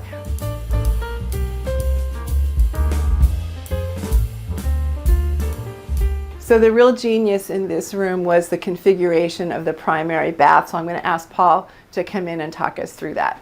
Honey, will you come and talk about the bathroom? Sure. Originally, the master bath was in that closet. It was kind of tiny, and this was their only closet in the room, and this was their sitting room. So we wanted a bathroom that we could both use together. We're not shy that way. So we took their sitting room and turned it into the master bath. But in order to do that, we had to rebuild the entire floor, which is the ceiling of the music room, because the rafters were basically just nailed into the header, and we don't even know how it supported the floor, much less a tub full of Would have full of been water. the money pit. Yeah, it would have been the money pit. So we ripped out the floor and re-engineered it using microlams, and so we made it a generous bathroom. Got a tub for Claire and a shower for both of us, And then the 2 farm sinks. and the 2 sinks. The countertop was low because of the windows, so that's why the sinks are surface mounted. And we wanted to get all the stuff off the countertop, so we have our huge medicine cabinet over here that holds all the stuff in underneath as well. And it's a painted floor, as many of the floors are, because it's easier to repaint than Your restain. bedroom. We have our best conversations in the bathroom. That's right. We sure do. It's also a separate heating system, as a matter of fact, so that this can be warm while the bedroom is cold. And that's Tony. Tony the Toad. Our first date was after about 6 months of eHarmony, where you go from answering questions, filling out forms, then communicating through their server, then doing regular emails, then exchanging phone numbers, and finally actually making plans to meet. And it was June 24th. It was a Sunday afternoon. We met at Da Silvano. We were meeting there just for a drink. We stayed for lunch. Then we walked around Soho, went to the Apple store. We'll tell you that story. And we came back to the same area and went to a comedy club. It was turned into a wonderful whole day date. And then, and that was it. I knew, Claire knew. He was very formal, which is so funny for Paul. The navy blazer and the whole, and I thought, well, let's just get through this. I really did. And then he leaned across the table after 45 minutes and said, so are you staying or are you going? And I thought, okay, he's funny. And that was, we were together really pretty much ever since then. Why'd you go to the Apple store on your first date? Well, let's see. We were in Soho, and I forget why we're just walking around and looking in the Apple store. Remember, that was 17 years ago. It was still fairly new. It was pretty exciting at the time. And then we were looking at the different products, and Claire told me that she didn't have an iPod. Now, at that point, everybody had. They don't make them anymore, but everybody had an iPod. You have to have an iPod. How can you not have an iPod? So she decided, all right, I'll get an iPod. So I paid for it because I couldn't have forced it. I felt uncomfortable having forced her. He was mortified, and I was mortified. We were all mortified. So it was a metallic lime green iPod, and so I paid for it, as my father would have insisted. And then all my friends referred to him as iPod Man, Yes. until they met him. How could you buy her? He bought you an iPod on the first date? What's wrong with him? Yeah. One of the many things I found out was wrong with me.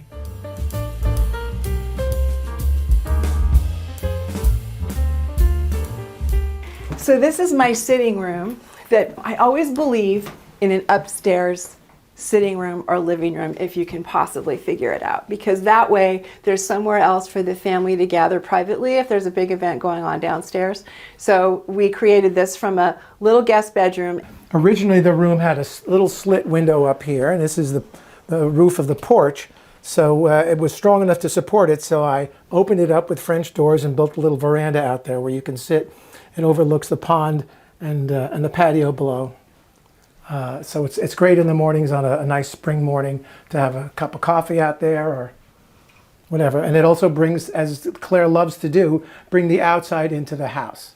As much as possible. One of the driving forces in the design is to bring out the outside in. And then the fabric this is paper-backed fabric. This is Indian print from Les Indiennes.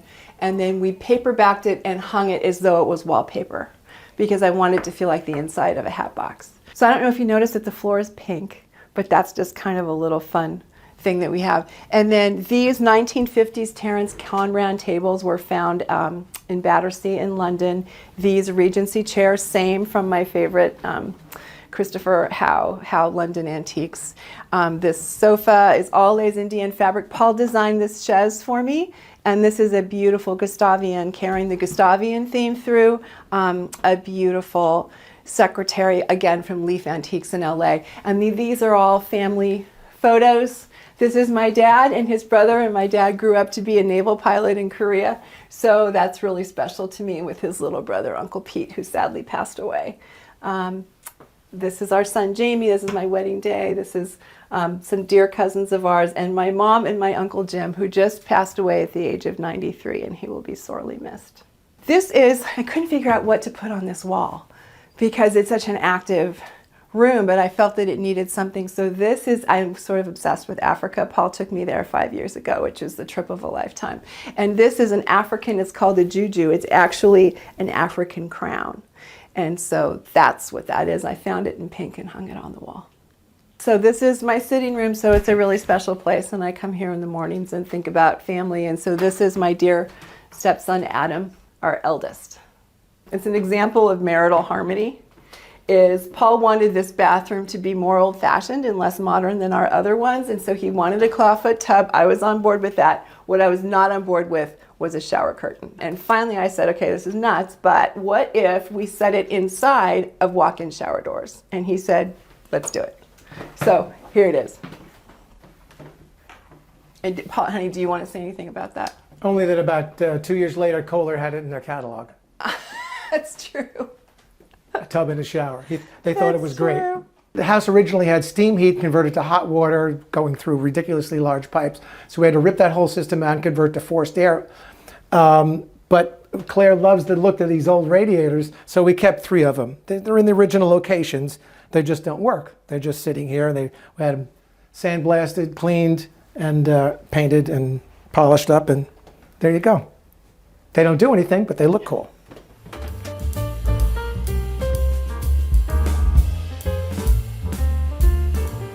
So there's a 3rd floor, it's the attic.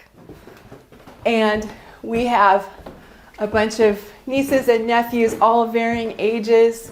And so the 2 in particular were 8 and 12 when we bought this house, and now of course they're in high school and college. And we have kids' rooms, but we're keeping them. This is all their art that they've made for us over the years. Every Christmas and birthday, it would be such a special treasured gift, would be a piece of art from them. So then I just wanted you to quickly see the upstairs bedrooms. So this is one, and this is we designed this bed, and then this here pulls out. There's another mattress under here. It pulls out, and then it can rise and be a queen size bed or a king size bed, or it can just sleep 2.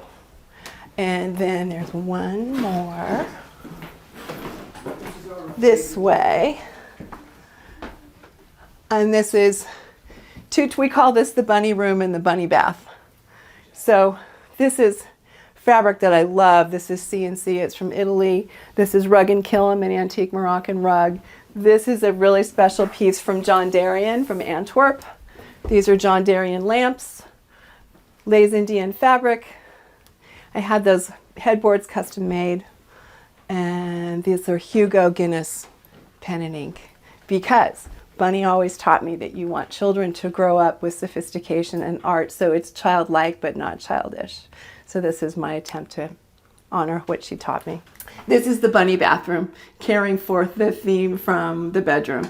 Hunt Sloanen is a favorite artist of mine, and so this is a wall covering I found that reflects his work from Lee Joffa. So we just decided to paper the upstairs bathroom, and we all call it the bunny bath.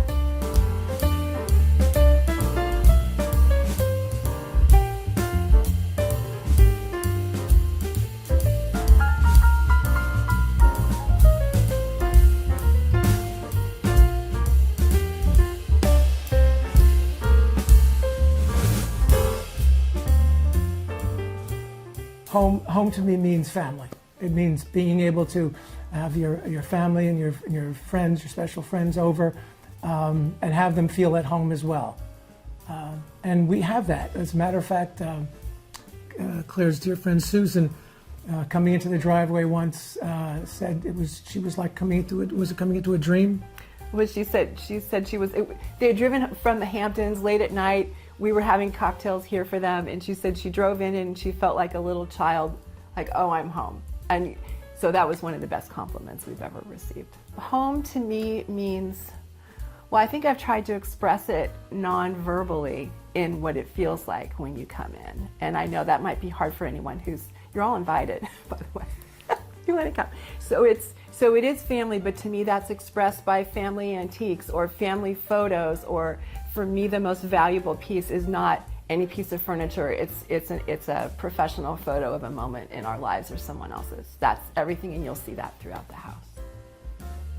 Thanks for watching. Go to homeworthy.com for exclusive content and shopping guides.